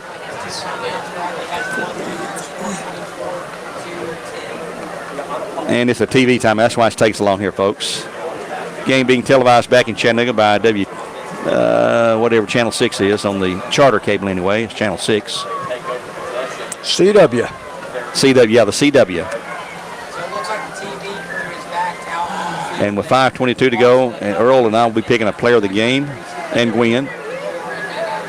And Gwen, are you there? Are you listening? Yes, I am. We'll try to get you to get Damon on the field after the game. Yep. Get some comments from him. a player of the game and a play of the game. Yes, sir, and I think I know who it's going to be right now. What? The guy wearing number 22 made that Oh, yeah. run Look to break across the open. way, Gary. Yeah, got their cell phones out. Got the cell phone with that one. The Bradley band looks like starflies over there with their cell phones turned on the Walker flashlight. Valley's doing that too. Yep, Walker Valley fans doing that as well. Little fun at the old ballpark. Now the man in the red hat is off the field, and here we go. Bears first 10th, their 43-yard line. Again, 5:22 to go. The Bears up 24-10. Jackson Wilson stays in the backfield with Aiden McCleary. Twins out wide left, probably as decoys. And off to Wilson. He'll hit the middle. He's going to have 5. He's going to have 6, 7, 8, 9 nearly. Boy, he just does not go down. First midfield of 49. Tough yards. Good running by Jackson Wilson. You know what I like? He puts the ball in his breadbasket and puts both arms around it. Yeah. Just lowers his head. He doesn't hold it. Tackle by Spencer Jackson. Spencer Jackson, who's had a great game tonight. So you give him 8 hard yards there. 2nd and 2 for the Bears. Clock under 5 now at 4:53. Bradley with 1 timeout remaining. Walker Valley with 2. Bradley in no hurry to get to the line of scrimmage. Play clock's at 10. They're going to bleed it down. There's a play clock on either end, so Aiden McClare can look and not call the snap of the ball right till the final play 2 seconds. Here is the snap with 2 to go. Jackson Wilson will move forward. He'll have that first down and more. He's away to the 20, 40, 35, and mark him out at the 35, looks like. Judah Green again on the tackle for the Mustangs. 1st and 10 for the Bears and Cleveland Ford, though. Alabama's play will stop the clock at 4:31. Looks like the Bears are going to pick up another win here and open the season 2-0 for the first time in a long time. We've not won our first game of the year until this year for the last 5 seasons. We'll have to go back to see. Cleveland coming up next week on the road at Raider Field. Folks, you need you to be there, Bear Nation. It'll be a tough encounter. They're ahead now, 21-17. I believe is the correct score. The snap, handoff to Wilson. He hits the middle. He's going to be pushed back, though. No gain. Going to be 2nd down. Yeah, they may give him, no, they're going to give him a loss on that, I believe. Clock is running. Stop for no gain. That first on number 3, Judah Green. Gain, he lost maybe a yard. Yep, 2nd down and 11 to go. Pushing back 1 yard, 2nd and 11 to go. That's okay. Yep. Bears happy with that. Clock will be under 3 minutes or 4 minutes when the next ball is snapped. Play clock's at 21 for Bradley Concrete. Bears not even getting to the line yet, just looking, waiting. Play clock's at 15. Under 4 minutes. Aiden with Jackson Wilson in the backfield. Snap. Wilson hits the middle. He's going to have positive yards down across the 35, onto the 30. And down right at the 30, it looks like. He's had a lot of carries tonight. He's playing defensive backfield, too, the second half. Going to be 3rd down and 5, let's call it. 3rd and 6. Got to get to about the 25. Wynn Wilson's been a workhorse both ways tonight. Yeah, and special teams. Special teams, punting, receiving, kicking off. Or not kicking off, but receiving kickoffs. A sophomore, like you pointed out. Yeah. He was unstoppable in middle school, and he just transitioned that over to the Bears. Here we go on 3rd down and 5. Handoff to Wilson again. He will be hit, and he'll not get the first down. He'll be stopped, maybe even a loss of a half a yard or so. Clock's at 2:55 and running. 4th down and about 6 to go. They do. The Mustangs do have 2 timeouts left. Yep. Probably want to use them on offense, though. Yep. Because we're going to be down about 2:20 to go when this next ball is snapped on 4th down. The Bears may call a time just to let the clock bleed down to the very, very end call time. Because it's obvious Walker Valley's not going to stop it here. Let's see if they're even going to call time here. Yeah, he's already told the ref. He's already told the ref. Oh, has he? Okay. That's typically what they'll do. Play clock's at 3, and here comes a call by David and Floyd for the timeout. And the Bears will use their final timeout of this ball game. Clock's still running. I don't know, man, guys. Don't say anything. It's 5. It finally stopped at 2:11 to go. So we'll take a timeout with them here on the Buzz 101.3. It's Hiziki's timeout. Back in 1 minute with the wrap-up of the game here from Walker Valley. The Bears up 24-10.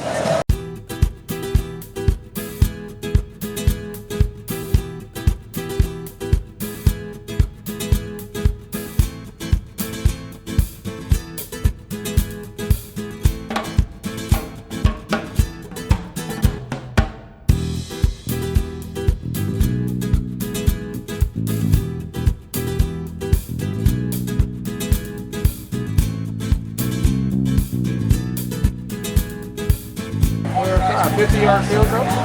And the Bears on 4th down and 6 from their Walker Valley 31. 2:11 to go in the game. Used their last time out. And they're going to line up.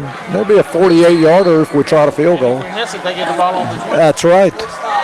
And the Bears are ready to go. Aiden McCleary. Hands off. No, he's going to pass. The Bears going to go to the end zone. Pass down the field, knocked away, incomplete, and the ball goes over. So the Bears gambled and went for it. Didn't work out exactly right. And Mustangs will take over 1st down and 10 at the Bear at their 31. At the Mustang 31. With 2:06 to go now in the game. 126 seconds. It's like John Wood would say that. Yes. On the Law Network when he was broadcast. But we miss him. No replacement for him. Just like Corky Whitlock, and we'll talk about Corky maybe next week. That's true. We gave a tribute, and I hope you heard the tribute that Earl gave to Jerry Frazier, pregame portion of the program tonight. A guy who touched many lives and is sorely missed.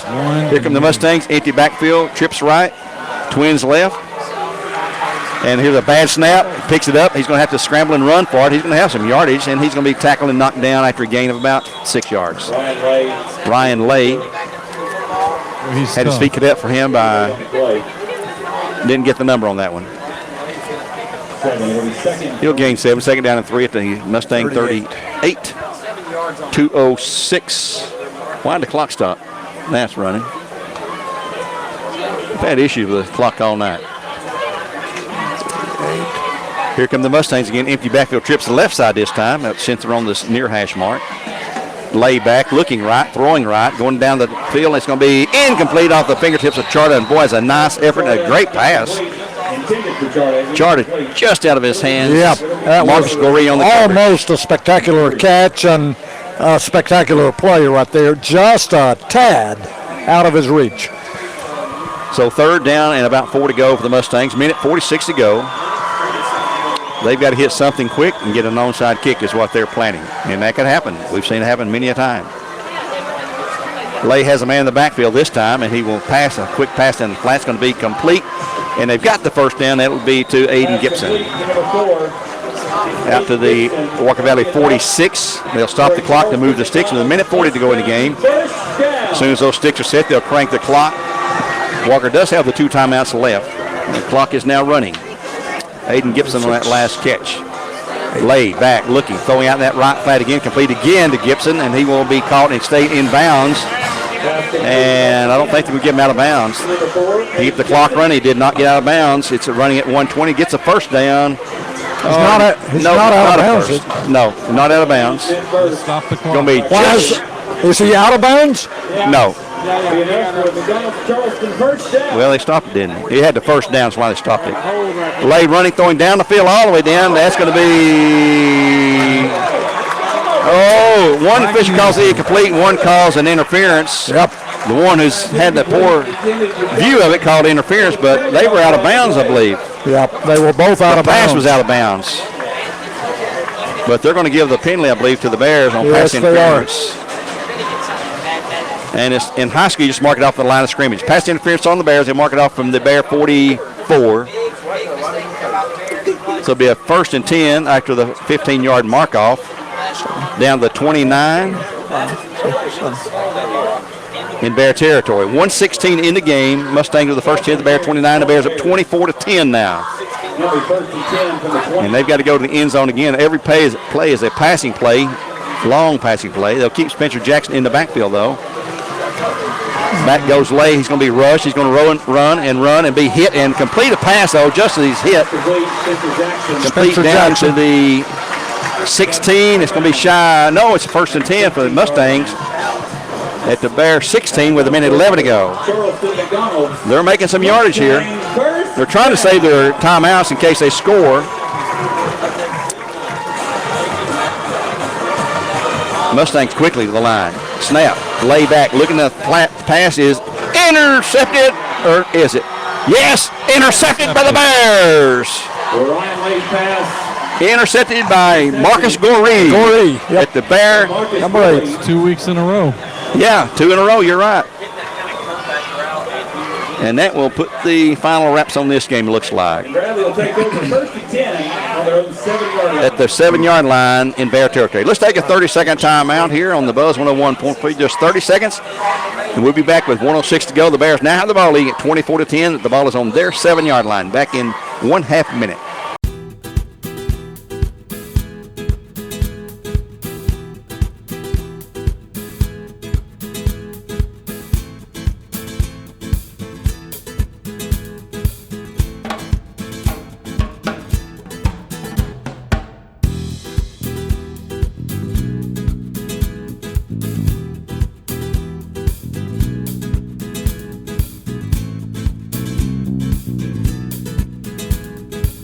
That's not Jackson. No. 33. Is that 33? 33 is what I'm seeing. Simon Mullis. What's Mullis. Mullis? That's his first Yeah, carry. I wondered where he'd been. He got a good 6, 7, 8 yards, 9 yards, 9 yards. Well, Simon Mullis. 8-yard gain, 2nd and 2. Simon Mullins with 41 seconds to go. The Bears are going to win this game tonight, go to 2-0 on the year. Walker Valley will drop to 1-1, non-region game. Probably this will be the final play unless the Walker Valley with 2 timeouts will stop it. Bradley now under center for the first time tonight. Aiden McCleary, this will be a victory formation. He'll take it, back up.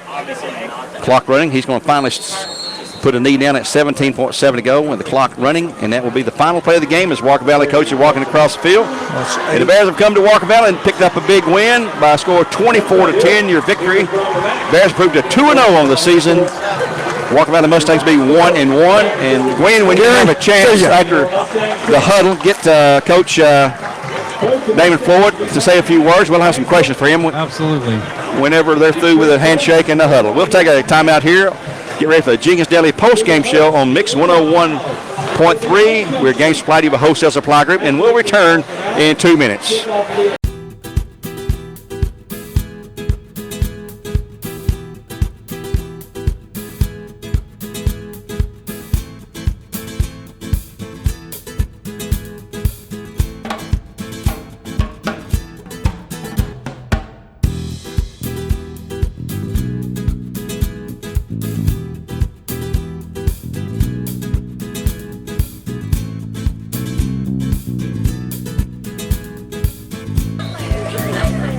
Back here at Walker Valley High School with the Bears victorious on the road, 24-10, their second road win of the year, although last week was technically a home game.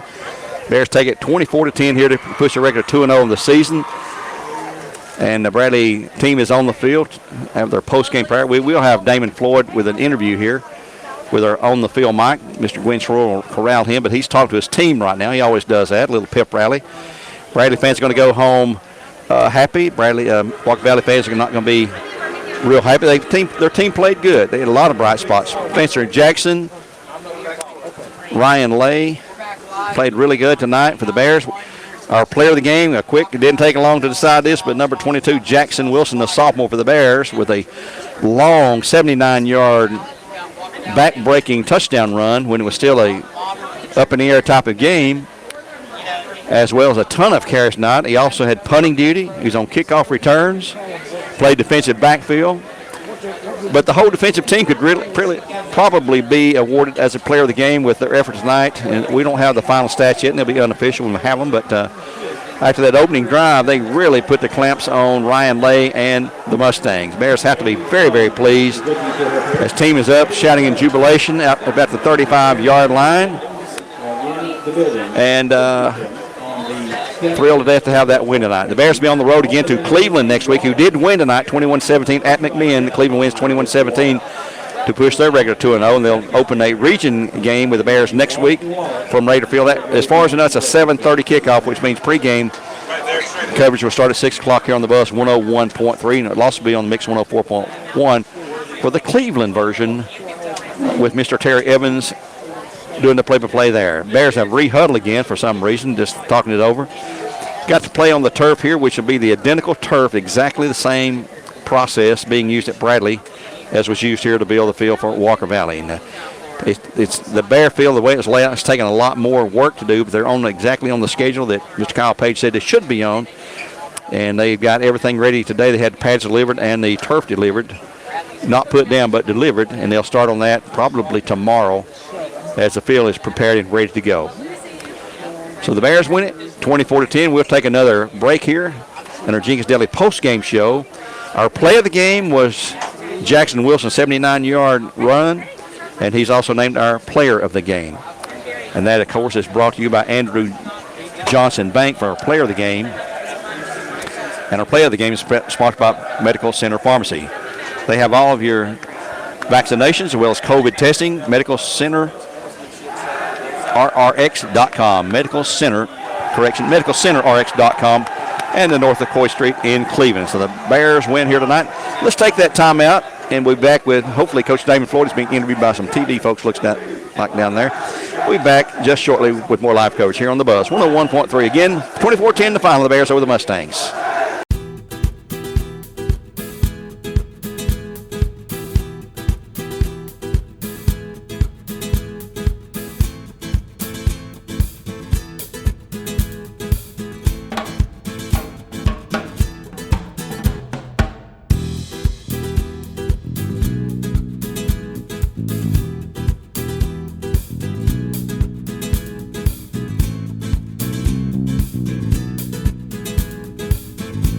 Back here on the Buzz, 101.3 with scores gone final. The Bears win it 24-10. The team has gone over to congratulate the fans. Being joined now by Bradley Central head coach, the Papa Bear we call him, Damon Floyd. Damon, congratulations on the big win on the road again. Thank you. We appreciate it. You know, our kids really showed up and showed a lot of guts. We put ourselves in bad situations there a number of times with turnovers, but I felt like our team stuck together, and that's what being a great teammate is.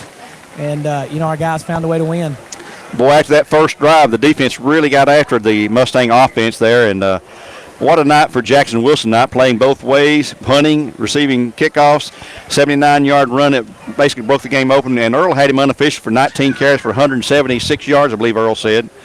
And we now named him our player of the game, and he's just a young sophomore and bright future ahead of him. But the whole team played well, especially the defense, I thought, and offense. You know, at times we did play really well, and you got to give Walker Valley credit because they gave us fits, especially that first drive. They were switching up personnel a lot. And, you know, we were trying to match personnel with them because we knew it was some heavy sets, and they'd go and spread formation. So, but, you know, our offensive line deserves a lot of credit. They picked up a lot of stunts and blitzes. It was a physical game, and then Jackson, you know, he's going to be our workhorse. There's no secret to that. So, you know, a lot of credit just to, you know, how he battles. I mean, he's one of the hardest working kids we got. I mean, he's in the off season. This is something that he earns. And we talk about reaping what you sow, and Jackson did that tonight. He reaped what he sowed.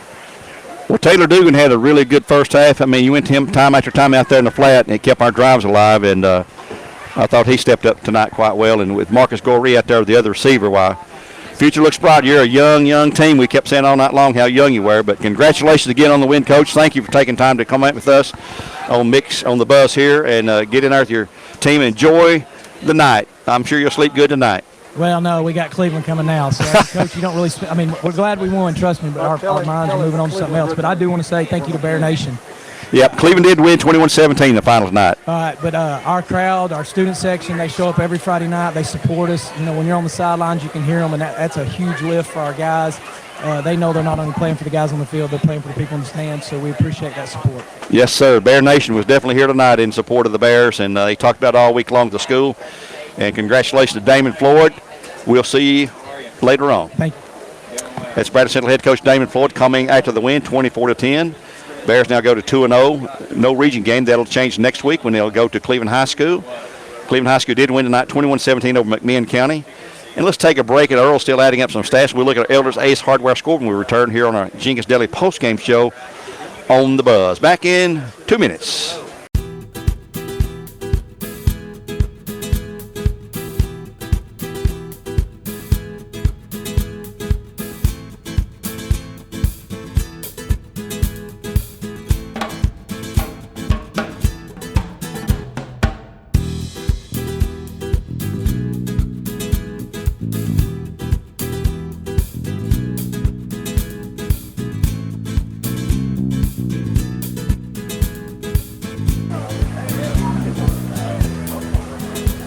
Back here at Walker Valley in the Jenkins Deli post-game show. Bears win it 24-10. Just trying to get some Elders Ace Hardware scoreboard coverage here for you. Cleveland did win. They come back to win 21-17 at McMinn County tonight in their game. Trying to see if we can get us a Braves update as well. And I don't see anything yet on the Braves. I'm sure there's one out there. They playing the Giants tonight at home. We had a lot of coverage here tonight. We had 2 different TV stations here, 2 radio stations, and just a lot of excitement here. And a very great game, well-played game, well-called game. And Gwen had a good night down on the field down there with the sideline reports. And welcome back up to the heater. Yeah, man. It is hot in this press box. Be glad to get out here. Earl's still adding up his stats there. Mentioned the Bears going to have their hands full next week when we go to Cleveland High School. That's right. Playing on Raider Field is never easy. The Bears have won 6 in a row, 21-17. Cleveland did beat McMinn County tonight in their game. Bears went captivated that they should. Yep. It's been a good week for the Bears. They prepared well. A lot of excitement around the campus all week long. Great turnout here tonight, and Damon thanked him, as you heard on our post-game interview there. Thank the Bear Nation for showing up and being loud and showing out, as they say. And Earl, you ready yet? Just about. Earl is just about ready. So Gwen, again, where can we watch the replay of this game? You want to? Yeah, we'll try to have that up by Monday or Tuesday. It'll be on BCHS Bear Network on either YouTube or Facebook. Just look for the BCHS Bear Network on either one of those. That's right. That's the channel. And you can subscribe on the YouTube. You can subscribe to YouTube, and that gives you the notification. And that's whenever we free. load something. It is free. There's no charge. NFHS is a subscriber base. We do post there as well. And we do that so that come postseason, we're allowed to go ahead and broadcast. Normally we can't because TSSAA is very restrictive, but they have that negotiation with NFHS. Because they're getting a little green up there. That's right. A lot of green. And Earl's got some unofficial stats. We let him give a recap of the game here. The Bears went 24-10. All right, Gary. In first downs, it was the Bears' 9 first downs, and Walker Valley had 14. In the rushing department, the Bears had 22 rush attempts, 184 yards on the ground. Walker Valley ends up with 30 rushing attempts for only 40 yards. And that's because they had at least 7 sacks, lost yardage, some of them 4 times, double digits, 16, 10, 11, 10. So that eats into your yardage that they would have had 90, 100 yards or so, but a lot of it they gave back. So Walker Valley 40 yards rushing for the game on 30 rushing attempts. In the passing department, Aiden McClary for the Bears, 15 out of 22 on his completions for 107 yards. He did not have any passes picked off tonight. And Ryan Lay for the Walker Valley Mustangs, 15 out of 23 for 117 yards. And he did have 1 pass picked off late there by Marcus Gorey. Almost dead even for both of those. Almost dead even, yep. Very close. And, the stats are amazing as far as 15 out of 22 for Bradley, 15 out of 23 for Walker Valley. And the yardage gain was 117 to 107. Amazing. Really close stats through the air. 2 fumbles by the Bears tonight. They lost one of them. Jarda getting that one. Jarda for the Walker Valley Mustangs. No fumbles by the Mustangs this evening. 1 punt by the Bears. That was a 42-yarder by Jackson Wilson. 4 punts. They had 1 poor punt, of course, on the run that went for only 11 yards, and that lowered their kicking. 3 of their punts went from 34 to 37 yards, but overall they ended up with a 29-yard kicking average. 10 penalties against the Bears tonight, 67 yards. 6 penalties against Walker Valley, 39 yards. And Jackson Wilson, our player of the game, ends up, I had him 19 carries for 176 yards. And, of course, the play of the game was that big 79-yard run that he broke, and that broke the backs of the Mustangs. Play of the game, player of the game, Jackson really did a yeoman's job tonight. Offensively, he played defense in the secondary. Punted. He punted. I mean, hey, what else can he do? Well, sell popcorn maybe. Yeah. But congratulations to the Bears. Congratulations to Jackson Wilson, our Andrew Johnson Bank Player of the Game, and the Player of the Game for Medical Center Pharmacy. Also for Jackson Wilson on that 79-yard back-breaking run for the Bears to push the lead back to double digits there. So the Bears do win it 24-10. Had great coverage here tonight, a great time. We really appreciate Walkabout and the hospitality they've showed us here tonight, as they always do. We appreciate Mike Turner and all his staff from a very warm press box high. Appreciate Gwen Schroy doing the sideline reporting for us as he does all year long. And Gwen will be back doing our interviews next week and posting some stuff for you to see on YouTube and Facebook as well as Twitter. So check that out. We'll be on the road to Cleveland next week. 7:30 kickoff, unless it's changed between now and then. It's still scheduled for 7:30 with a pregame show beginning at 6 o'clock here on the Buzz 101.3. The following week will be at McMinn Cannon. That will be a 7:30 game for sure. On the reservation, they lost tonight, so they are 1-1 on the season. Cleveland now 2-0 on the season. Walker Valley 1-1. The Bears 2-0. Then we'll finally get a home game 3 weeks from tonight when the Bears will host Hardin Valley. No. 2 We'll weeks go to from McMinn. Yeah. No, well, 3 weeks tonight we've got a home game.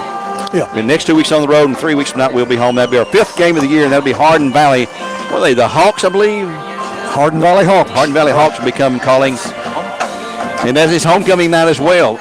And by the way, folks, we're going to have a very, very special presentation at 6:30 prior to the game, 30 minutes before kickoff. That'll be a 7 o'clock kickoff. We'll have the presentation, ribbon cutting, and a lot of dignitaries there for the pregame pageantry. And a lot of very special things being cooked up by a lot of us at high school there in regard to something that's going to just knock your socks off when that happens. So you got to be there for that game that Friday night.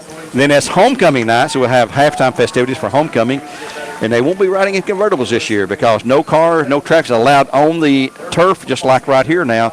They can have golf carts, so they might be in a golf cart, who knows, but it won't be in those beautiful Corvette convertibles that the Corvette Club brings each year. We will take a timeout on the field as the Bears, Jackson Wilson goes through with a trophy, the county trophy. I wish we had seen him in time. We'd have grabbed him. Big as him. Yeah, you want to talk with him? Well, he's going to be interviewed over there. Earl, yeah, let's hang on. Go over and see Earl, see what he's doing, and maybe we can get him back up here to interview him as well. We'll take another break here. Let's take a 2-minute break here. Jackson came through. Nope, he's gone, Earl. He's gone. I see him going down. He was over here with Damon being presented the county trophy, so he is gone. We'll catch him later. He'll be around for several interviews, I'm sure. But we're going to wrap it up from here on the Jinx Daily Postgame Show here on the Buzz 101.3, where the Bears win it 24-10. Join us next week, 6 o'clock, pregame from Cleveland High School on the Buzz 101.3. Good night, everyone. God bless, and go Bears.